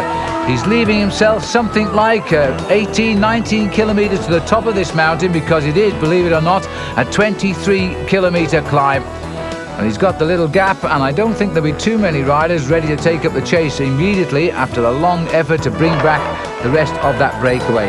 9 kilometers to go now, and the legs are beginning to ache and the shoulders are beginning to roll. Well, this is Chepi Gonzalez from the Kelme team. And to me, he's lost an awful lot of his rhythm in these last couple of kilometers. It's still a long way. The gap counting on the top of the picture there, and it's just around about half a minute. No change in this group composition at all. Still, all of the men who matter are here. Rominger, Ugrimov, Berzin, Casagrande, Chiappucci. They're the top 5 overall in this year's Giro d'Italia, and they're still locked together, riding the mountain in the same bunch. Everybody tempting to see just how strong Rominger is, if they need reminding, because he is so obviously strong this year. He has come here with tremendous form. Continuing his climb, Olivier Rincon riding on his wheel in the yellow jersey of the Once team, and he's in a bit of a gay whiz sandwich at the moment, with Evgeny Berzin at the back and Pyotr Ugrimov at the front. Still trying to bring back the cheeky attack by Gonzalez. The flotilla of motorcycles ahead indicating that they're not very far away from him either. But this is a group which is getting clear from the rest of the field now. Once again, the top men are projecting themselves. Francisco Casagrande seemingly having a little bit of difficulty following the big wheels in the mountains. And there is the rider who broke away, Gonzalez, and he's now being brought back to heel. A good look over his shoulder, he sees the Maglia Rosa of Tony Rominger, again at the head of the race where the leader should always be. And Rincon has gone. Rincon has done the classic move, just in fact as Gonzalez did.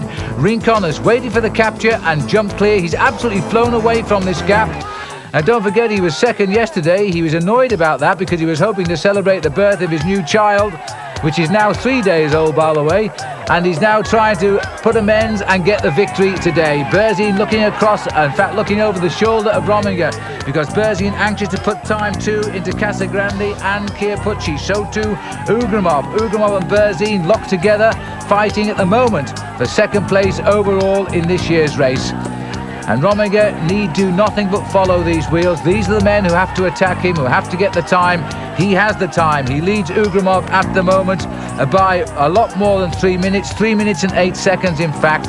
3:16 over Berzin and 3 minutes 20 over Casagrande. Chiappucci, who is 5th overall, is over 5 minutes behind. And Zaina, who has ridden again so well today and is currently in 6th place overall, well, he's 6 minutes and 24 seconds down. But you've got to hand it to the two boys from Gay Wiz. They are pushing the pace at every opportunity. They haven't conceded this year's race at all yet. And this is Casagrande here. He's trying to ride himself back into the race. He's lost a little bit of time, but he may well get back before the top. It's a long climb, and things happen to the body on long climbs. 1 minute you're going well, the next minute you can feel very, very rough indeed. Well, so far, Tony Rominger hasn't felt rough at all. 3 stage wins, 2 in the time trial, and a mountaintop finish as well. Well, sort of mountaintop, hilltop really. But this is certainly a mountaintop finish. And Olivier Rincon has flown. He's gaining time too, and if he gains good time, he could be a man that will cause concerns, especially to the two riders in blue. Rincon started the day in 11th place, 7 minutes and 56 seconds behind the leader, but don't forget he's only 4 minutes behind the two riders in the blue jerseys, and that is why they're being forced now to set the pace in the chase. Rominger knows it, and that's why he's using them. And in fact, it looks to me as though they've got Berzin in a little bit of trouble here now. Evgeny Berzin could be conceding a little bit of time to his teammate Ugrimov. He will not be happy with that. Ugrimov has openly said rather unkind things about Berzin, like he is not a man you would want to know. Well, perhaps that's why he's leaving him. So Ugrimov now trying to work with Tony Rominger. And legally he can do it. If Berzin can't keep up, then drop him. And they're getting closer and closer to Oliveira Rincon. And this again is a tremendous show of strength now, because Rominger is working with Ugrimov and Rincon is far from safe. In fact, I think they're going to come up right behind the Colombian. By the end of the next kilometre or so, they're going to have him. And Ugrimov is sensing it, because look at the rhythm he's got there. And Berzin somehow has found the strength to come back. Now the hill did level a little bit, and in fact Berzin has taken full advantage of that. And this is the chase behind with Claudio Chiappucci. Heinz Imbuden is the rider in the red jersey. And the other rider who is also in on the move there, I think, was Casagrande. And these are the three riders now at 5 kilometres to go, chasing the leader, Oliveira Rincon. You can just see him in the distance. And the group behind them, the man in the middle isn't in fact Casagrande, it is Georg Tochnig, the Austrian rider on the Polti squad. So Casagrande, probably the man among the leaders who's in the most trouble today, because the top three riders are right here and still marking one another. And I think they're all rivals, even though two are on the same team. Berzin setting the pace, Ugrimov matching him wheel for wheel, Rominger again content to follow, and why shouldn't he? Well, it looks as though Rincon has survived here. He was going to be caught, I thought, but he started to ride away again now, because the hill has started once more to go up. And there's probably the most respected manager in the world of professional cycling, Manolo Saez, who's now shouting at Rincon and telling him you can win this and make up for the second place yesterday. The arrival here of the other three, Chiappucci, Imbuden on the right and Georg Tochnig.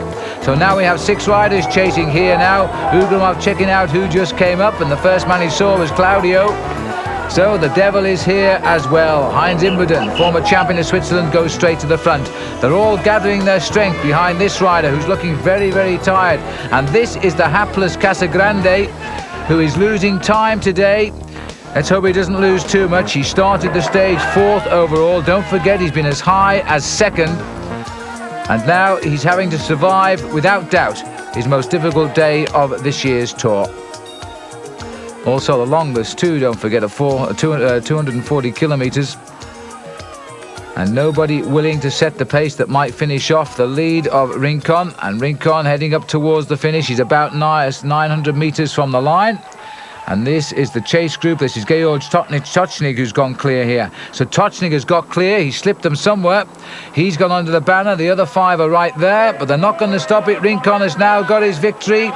Oliveira Rincon, the 27-year-old Colombian rider, gets the most memorable stage of the race, the longest indeed. He gets the victory, 7.5 hours in the saddle today. Tochnig continues to show us what a great rider for the future he really is. Despite that crash a few days ago, he's now going to take 2nd place as the sprint starts behind. It's Rominger who starts the sprint. So Tochnig gets 2nd place. He'll be just over a minute behind. Rominger coming clear, claiming a few seconds as well in the sprint. Ugrimov tries to limit them, but he's hanging on. He's still going to lose 1 or 2, and every second counts. Rominger has stolen the march again, and the man missing is Berzin, because this is Claudio Chiappucci and Berzin with him. So Claudio Chiappucci, Berzin, Imbuden in that order over the line. And they lost a few more seconds to Rominger. This rider, though, Rincon, has now moved himself up into the top 6 places overall.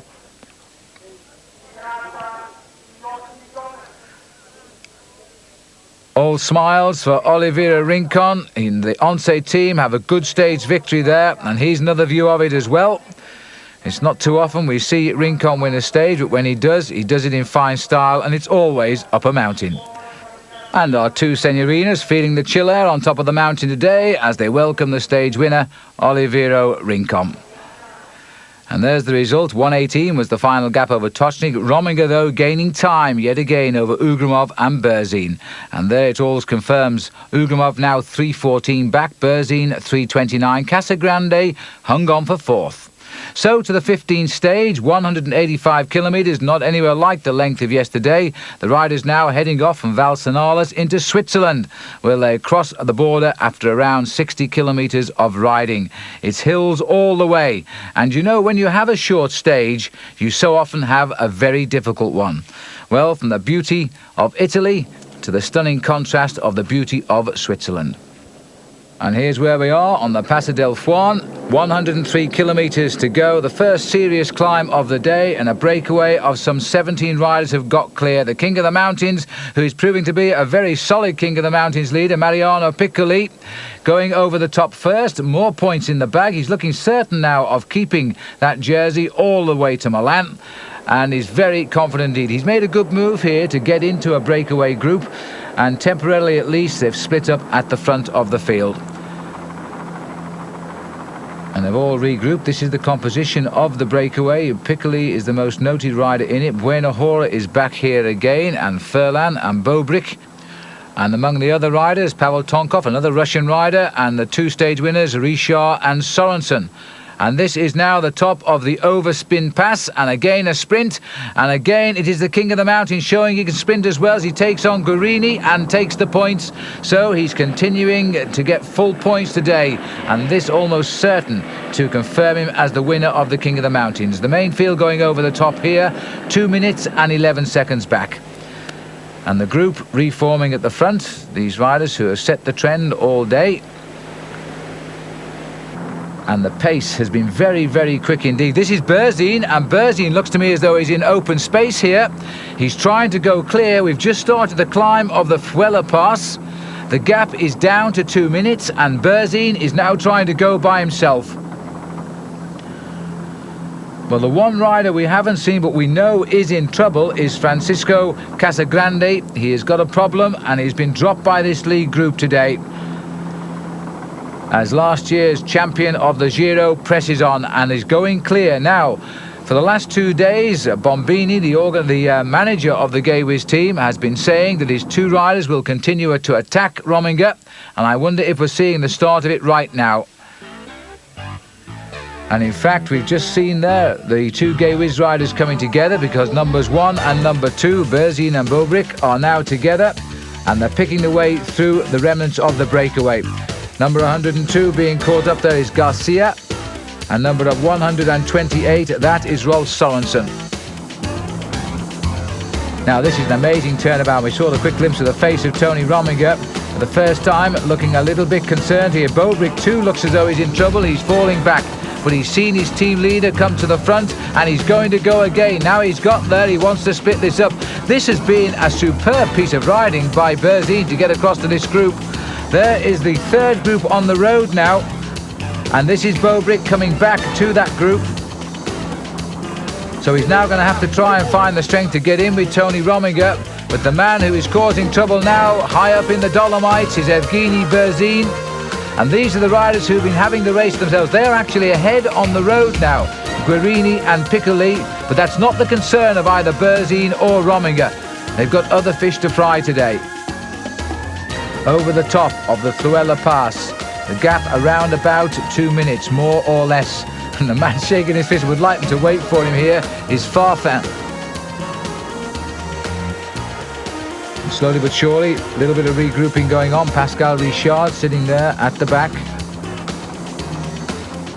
But this is a significant move now, and the first time that we've seen Rominger actually release his grip, and I don't think he will have done it voluntary. Berzin's made an extremely good move here, but you've got to have the legs to do a move like that. Going across on the climb, joining the leaders that have been in front for a long, long while today. Now he's got some strong people to help him here. Pavel Tonkov, for example. The Refin rider who's setting the pace down there, Heinz Imbuden. 50 kilometres from the finish. And the group reforming, and that was Berzin right at the head of them. but this, don't forget, is not the group. This is the chase group all forming around him. Now Berzin's gone back here for further instructions after the first attack has only partly succeeded. And these are the two leaders. Piccoli is beginning to show himself as a good bike rider. He's never won a race, by the way, since he turned professional back in 1993. He's enjoying his day out in the Giro today. There's one of the dreaded tunnels. We can't go through, we'd lose our pictures. But in fact, they are the tunnels the riders fear most. They're totally unlit, and when you go into those tunnels with your sunglasses on, and then I should imagine you are frightened to death. Furlan launching an attack again. The Gawies putting in one more move. Berzin waiting just as long as he can here. The Mapei riders are now around him.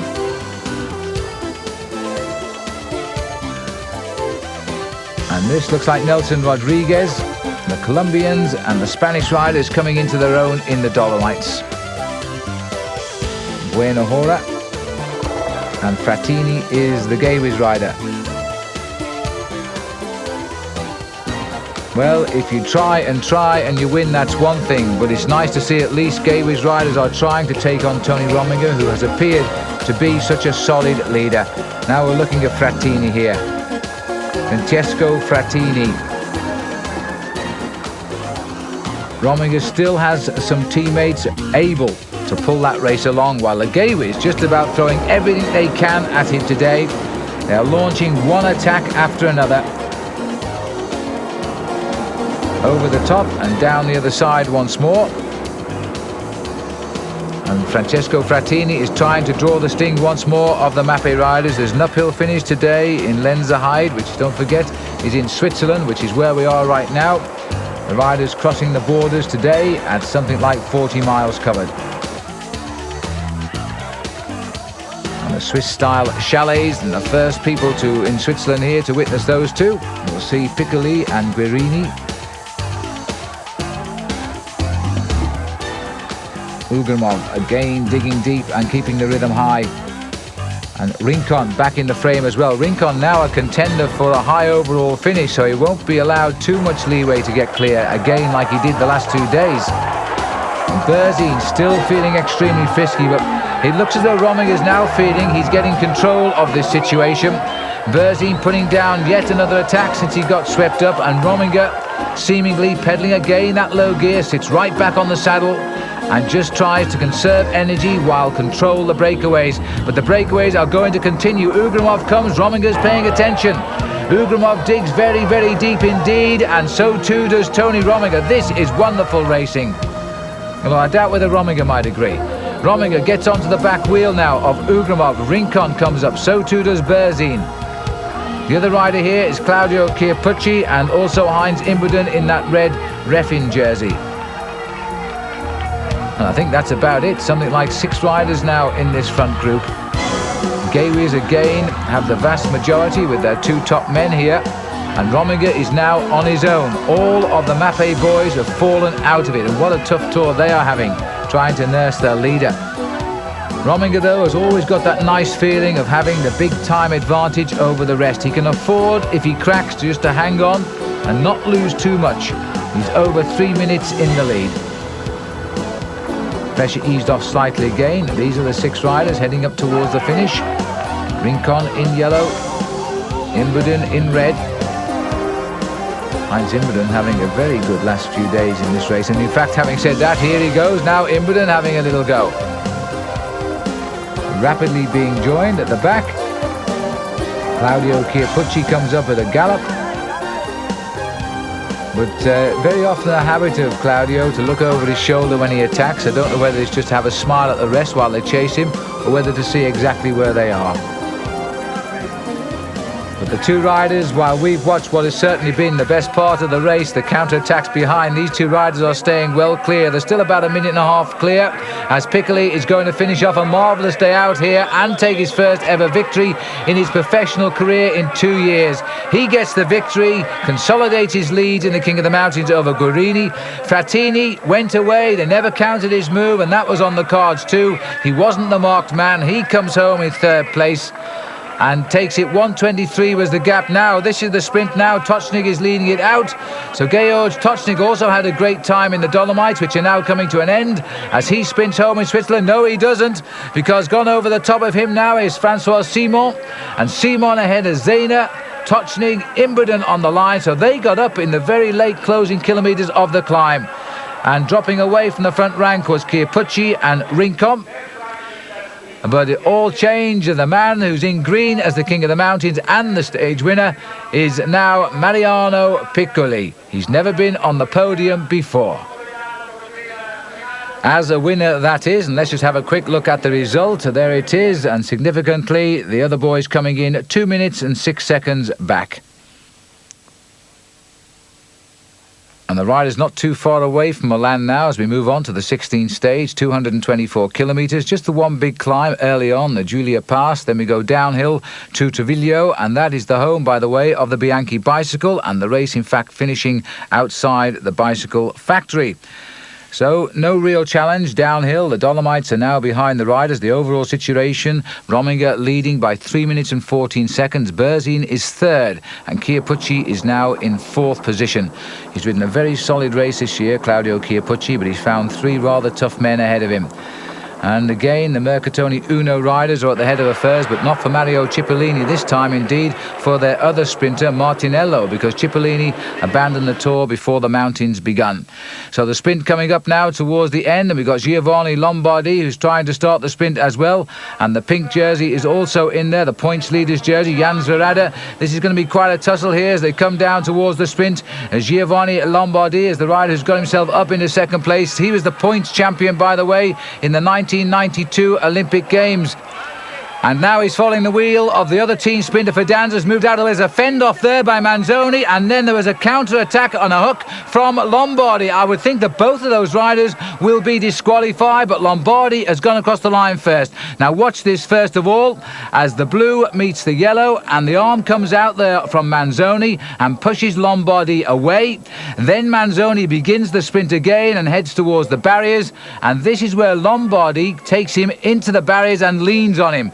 So I would think that Lombardi, had he not retaliated, would have kept that stage victory, but instead it's going to go to Citero, who's coming through nearest the camera. The other two riders have been declassed. So, another controversial sprint finish, and as Fidanza swings away, there's the hand clearly seen there from Mariano Manzoni as he tries to hold off Giovanni Lombardi, and then Lombardi, taking offence to that, decides to go and have a go at him as he pushes him towards the barriers, then straightens up for the finish. And if he hadn't have made that move, then I think Giovanni Lombardi would have been given the result. Instead, it's gone to the rider on the right, Giuseppe Citerio. The overall leader is Tony Rominger, while the result is not so good for the Champagne. Lombardi has been declassed, and so too as Manzoni in third. So Citerio the winner, Pagnin is up into second. 6 stages left to go, and the last and most important final time trial, 43 kilometres this. It's a mountain time trial. The rider's going from Chinate to Selvigno Aviatico, and it goes up to 962 metres. Evgeny Berzin last year was in pink. This year he's still trying to work out how he can improve on his current third place overall. He's 3 minutes and 29 seconds behind Tony Rominger, but more importantly, of course, he is only 15 seconds behind his teammate Pyotr Ugrimov, and that, I'm sure, is uppermost in his mind.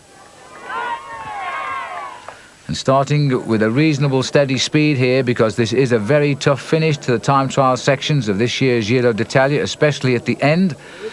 Tony Rominger, who has opted, by the way, to have 26-inch wheels fitted to his bike. Now, the last time he did that was in the Tour de France almost a year ago. And this is Pyotr Ugrimov, who is currently lying second overall in the race, 3 minutes and 14 seconds down. He has finished previously second overall. That was to the great Miguel Indurain. So Rominger is setting the trend, and indeed is setting the time. Zenin Jaskula has gone the fastest through this check, and you can see now that Evgeny Berzin is living up to his reputation. He's going to challenge Jaskula, and in fact he's gone through with the new best time, almost 15 seconds quicker. Now, Tony Rominger hasn't reached that point yet, of course. He's riding some 6 minutes behind on the road. and Ugrimov is in front of him. Ugrimov now, Jaskula is already on the board, which means that Ugrimov is now behind Berzin, and behind by almost 10 seconds. If he continues to lose at that rate, then he will slip out of second place overall in this year's event, and Berzin will be back up there. So the battle between the two Gabriel's boys continues, and I don't think Tony Rominger minds a bit. This rider well settled into his pace now. Still to come to the first check. Onto the climb, Evgeny Berzin still looking very, very strong indeed. Now let's see how Rominger compares to Berzin. Rominger the best by almost more than half a minute, in fact. 33 seconds now, so Tony Rominger is out today to increase his lead even more in this year's race. And so far his average speed is 25 miles an hour despite the climbs. They've gone over the top of the Col de Gallo. And he really is riding well. Berzin now, though, is digging deep. And I think he's being pulled by the fact he wants to get ahead of Pyotr Ugrimov. He knows he's got to do it today, because time gained today, he will try not to lose in what few stages remain, and no real big challenges either. He knows it, and Ugrimov knows it. And here now, Berzin comes up to the finish, and he's going to put the best time on the board. Casagrande may have lost his high overall finish in this race, but even so, he's taken over the podium from Jaskula at the moment with the best time, 1:9:10.7. Berzin's going to reshape that as he crosses the line very, very shortly. He'll be around 1 hour, 7 minutes and 40 seconds when he comes up to the line. That's a great time, 1:32 better than Casagrande, and that will be a real time to beat now. So we've just got two riders to finish, and they're both out on the course, and this is the man who's making his steady ascension up towards the top of the finishing line, and Ugrimov is almost there. Now Ugrimov tied on time almost to the same 1/10 of a second in the last time trial. I think it's going to be a little bit different now. He started out the day second overall. He's going to lose that second place because Casagrande is the time on the board now. He's behind Berzin. He's going to beat Casagrande's time. He's going to have to be satisfied with second, and overall he'll be down to third. 1 hour, 8 minutes to 24 seconds slower than Evgeny Berzin, his teammate. There's still a good race going there. And the arrival of Tony Rominger, and just look at the clock here. Tony Rominger has profited all the way. Those smaller wheels, the streamlined position has helped him to climb all the way to the line. And 1:38 the beating. This man is having indurain margins in this year's Giro d'Italia. There's the result, a 4-stage win for Tony Rominger, 1:39 ahead of Berzin, 2:03 in front of Ugrimov. Casagrande again come good with fourth, but overall, Casagrande nowhere to be seen. Rominger, though, is now 5 minutes 8 ahead of Berzin. Ugrimov, though, still has a chance, perhaps even today, on this 18th stage of 221 kilometres to make amends. The riders now going from Sudello to Satuario Vicoforte. It's a ride, as I say, of 221 kilometres. The riders now passing through their 3,000th kilometre of this year's Giro d'Italia. And a small group getting away, and the rain has returned just as it was in the opening few days of the race. This group 1:16 ahead. And they are Giuseppe Guerini on the far side and Denis Zanetta, a first-year professional, nearest the camera. Well, yesterday, Tony Rominger celebrated his 100th win as a professional, and there's no chance now because they're almost a quarter of an hour behind. This was the remnants of a breakaway of some 18 riders that went clear in atrocious conditions after 96 kilometres covered, and they are surviving to fight out the finish. Now, Guerini is on the back of this group. He's been beaten already in the last 3 days, don't forget, into second place, and he's never won a stage of the Giro, while Zanetta is a first-year professional. He's never won a race here either, and now the sprint is on between the two of them, and the rain coming down as heavy as ever as they fight in the twilight, but it looks as though it's going to be a victory, or is it for Zanetta? Yes, he looks confident enough, and Guerini absolutely furious with himself. He can't believe he's second again. And a little bit of a lead here in the sprint for third place. It's Sergei Uchikov of the Polti team who is hanging on. This is the remnants of the breakaway away for much of the day. Now this, believe it or not, is the main field. Tony Rominger, you can just pick him out there. I don't know what he's doing wearing his sunglasses, because as you can see, the rain is absolutely torrential. And the main field today are pottering along. They are over 15 minutes behind as they come up to the finish. The clock is still counting, and as they cross the line, it is going to be 15 minutes and 25 seconds. There's the happy man of the day, 25 years old, Denis Zanetta, a new professional. He gets the win. And in the runner-up position was Guarini yet again, Uchikov third and Vladimir Pulnikov fourth. Whatever happened to him in this year's Giro? And as we look now at the map of the stage which takes the riders into Briançon in France, 202 kilometres over the high spot of the race, the Col d'Agnello at 2,748 metres, there it is. The rumour is it's snowing heavily and the race could well be in danger of cancellation before reaching the summit of that climb. Conditions here now are quite atrocious, and it's always a risk the Tour of Italy takes being run in the month of June because of course the snows very often are still here. And this is in fact the situation on the climb of the Col d'Agnello, and a number of vehicles buried in fact by an avalanche. And this is a look back at what has happened here as the vehicles going up for television have become totally blocked and the chains no use at all. And the understanding is that a number of vehicles have been buried, but as far as we know, nobody has been killed, although people have been injured up there on the mountain. As a result, the race is going to be finished at the point of the Inter-Giro sprint, which is some 10 kilometres onto the climb of the Col d'Agnello, and that's where the stage will end. The riders have in fact only been told during the race, and in the breakaway now is Pascal Richard here at the head of affairs. Just behind him is the Refin rider Rodolfo Massi, and Nelson Rodriguez, the little Colombian climber, is in the action again. Well, there's a shock for him now because he's not going up to the 9,015 feet point of this climb. The race will finish halfway up it, but they're in the breakaway and they're in the last kilometre and nobody's going to catch them now. Well, conditions absolutely atrocious on the gateway to France because that's what the mountain is, and they're not going to see the top of it because after the race ends they will go round by autoroute and into the town of Briançon for tomorrow's stage. And this is Massey just checking over his shoulder to see if anybody is coming up. They've been riding for just around about 4 hours on the climb, and the other two riders are Richard and Rodriguez. Now it's Bueno Hora, he's here somewhere. Oh, there he is, he's just popped straight through from nowhere. They knew he was coming, and Hernan Bueno Hora has simply flown by them, and they've gone for him now. And in fact, Rodriguez reaching for the gear levers there as he tries to get onto the wheel of Rodolfo Massi, and the rider gripping very, very quickly indeed. A man who always seems to ride well in bad conditions is Pascal Richard. And they've got onto Bueno Hora. Everybody else that matters is over a minute back, and you can go back a long way to the real men who matter in this year's Giro d'Italia. The clock just tripped over 4 hours in the saddle. The riders only being told about the finish change within the final hour. So you see, they haven't had much warning at all.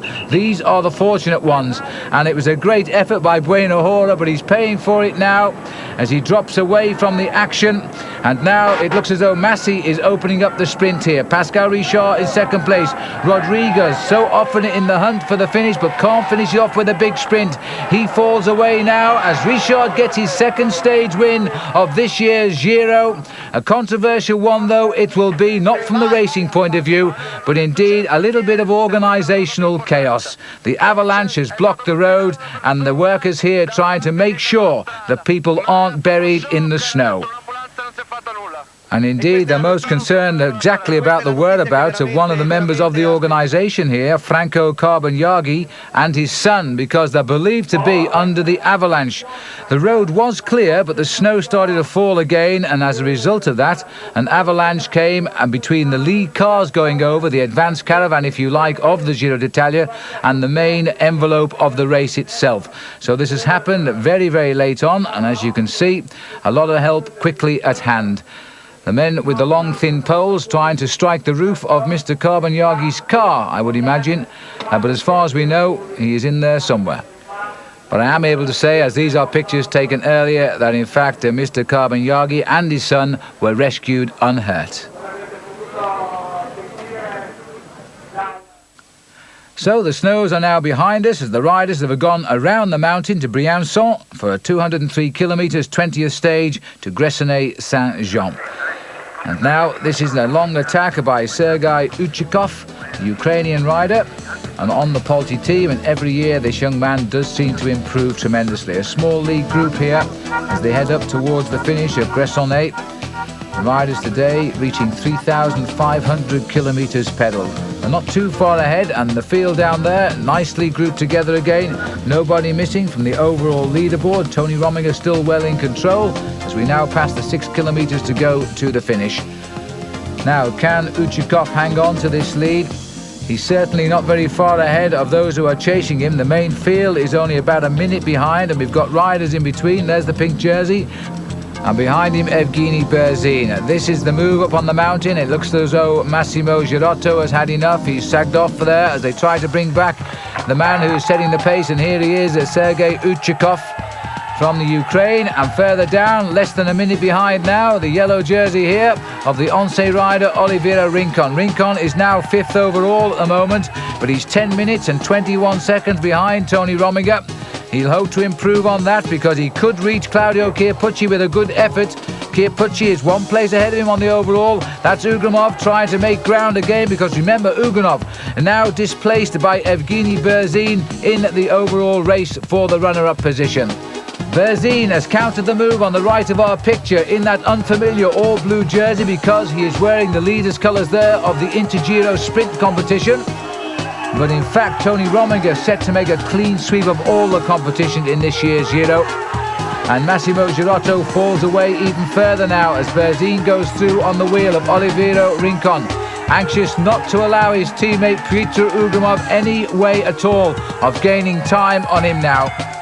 There's only a few seconds separating these two riders from the Gavis team overall. And Berzin knows he can't afford to lose even a handful of seconds.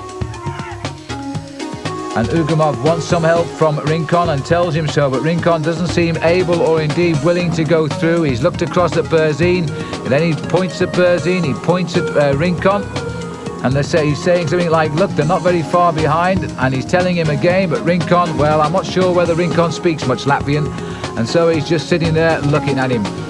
But how long is it since we've seen such an infight between two teammates in the major tour, and the leader, Tony Rominger, taking a back seat further down the mountain? Because now we've got Ugramov attacking. These two starting the day separated by just 9 seconds in the overall classification.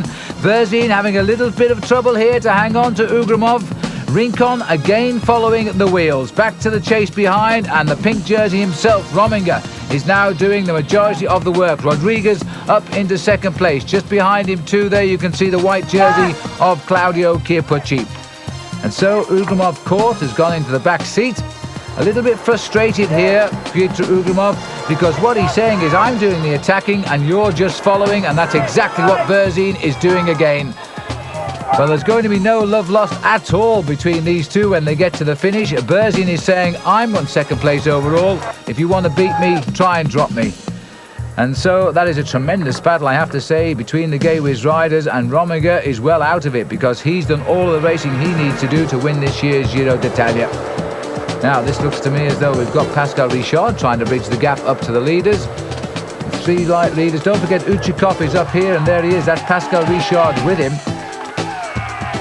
So they're ahead. We are now closing down. The clock is counting down the gap from the 2 leaders to these, the 3 chasers. And Ugramov seems unable to get rid of Berzin.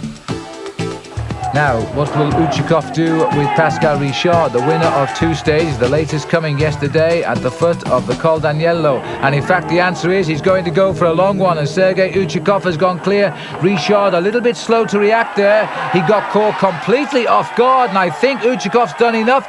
In fact, the towel has gone in from Pascal Richard. The tactic paid brilliantly. He hit him at exactly the right moment, and had he not done that, almost certainly Richard would have taken his stage win number 3. 8 seconds have passed by, and into view comes Richard, followed by Ugramov, Berzin and Rincon. And Chiappucci brings the rest of the race, Tonkov, Rominger, over the line. So, a first ever stage win for Sergei Uchikov from the Ukraine, and Polti will be very happy about that. And a great win for him, and one he's going to cherish. He took it so well, hitting Pascal Richard exactly the moment when he wasn't paying attention, and he should have been. But it will do nothing to the overall classification, of course. Tony Rominger, virtually a day off for him today, retains 4 minutes 50 seconds.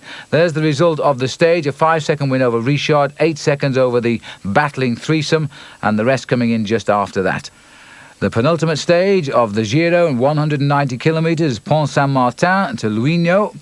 And it's a ride with a very nasty sting in the tail today, and the weather is also atrocious. Overnight, by the way, the manager of Gay Wiz has given a big talking to Evgeny Berzin and Pyotr Ugrimov, still second and third in the race, for attacking one another, and perhaps today peace will reign. This is the main part of the race as they tackle the climb of the Passo Cuvignoni for the second and last time. It's a group which contains all of the favourites now, and still the attacks are coming. Evgeny Berzin is the man causing the problems, and the rain, as you can see, is back with us in determined fashion here in the Giro d'Italia, and Tony Rominger also now having to counter the move. It's the 25th birthday today of Evgeny, and he's on the attack once again. This little man seems insatiable this year, very proud of the fact he won the race last year, the first ever win by a Russian rider. So he still carries that blue jersey of the intermediate sprint leader in the Giro d'Italia, but of course Tony Rominger leads in that competition as well. He can only wear one jersey, and that's the pink, although I would think in the conditions today he would prefer to wear two. And this is the absolute cream of this year's Giro d'Italia, the leader Rominger. You've got Berzin out in front, Ugrimov, Chiappucci, Rincon, Tonkov, Zaina. All of those riders are here now. In fact, the only man missing is Claudio Chiappucci in 4th place overall. And speak of the devil, and that's what he calls himself, here he comes. So Chiappucci joins the leaders now. The top 7 riders in this year's Giro are now commanding the first 7 places on the road, despite these atrocious conditions. There is Evgeny Berzin. He's decided to desist and wait for the chase, and Rominger is right there as well. Setting the pace, Enrico Zaina and Claudio Chiappucci. Chiappucci's had a great tour, and 525 metres is the altitude here. And in fact, missing from this group is Evgeny Berzin. I think he slipped away, and here he is. So Berzin has gone once more. He waited till they got all around him, and then he went again, determined to have a happy birthday today for sure, despite the weather conditions. And Berzin is clear. So whether or not they've settled their differences, there's no doubt that the Gay Wiz rider Evgeny Berzin is going to win the stage. So last year's champion of the Giro at least will get one stage win on the record books this year. So Berzin, and he's only a few seconds ahead of the race here, comes home in just over 5 hours. He gets the victory. He's going to make the most of that. And looking down the road there, that attack came as a big surprise, and it was worth it. And Chiappucci has got away from the rest here. Chiappucci's got away and takes 2nd place, 3rd place. Another one for Carrera. Zina gets it there from Tonkov and Ugrimov. But Ugrimov finishing only 5th and conceding 25 seconds today to Evgeny Berzin. And that certainly, with 1 day to go, will make sure last year's Tour winner will finish 2nd now when the race goes to Milan. So the winner's podium at last for last year's winner. He paid many visits here last year. Every day he got a new race leader's pink jersey, but this time it stays very firmly on the shoulders of Tony Rominger. He leads Berzin by 4 minutes and 13 seconds. The stage result there, and a great result there. In fact, they gave Pavel Tonkov 3rd place in the end, just pipping Zaina right on the line. And so to the final stage of this year's Giro d'Italia, 148 kilometres, the road into Milano. And there is the beautiful city itself, one of the prettiest cities in the world. And finally, the Giro d'Italia heading back home. And he's heading home with a Swiss winner, only the 3rd Swiss victory in the history of this event. And Tony Rominger now, having held on to that race lead ever since the Day 2 time trial, can now expect a glorious arrival here in the city of Milan.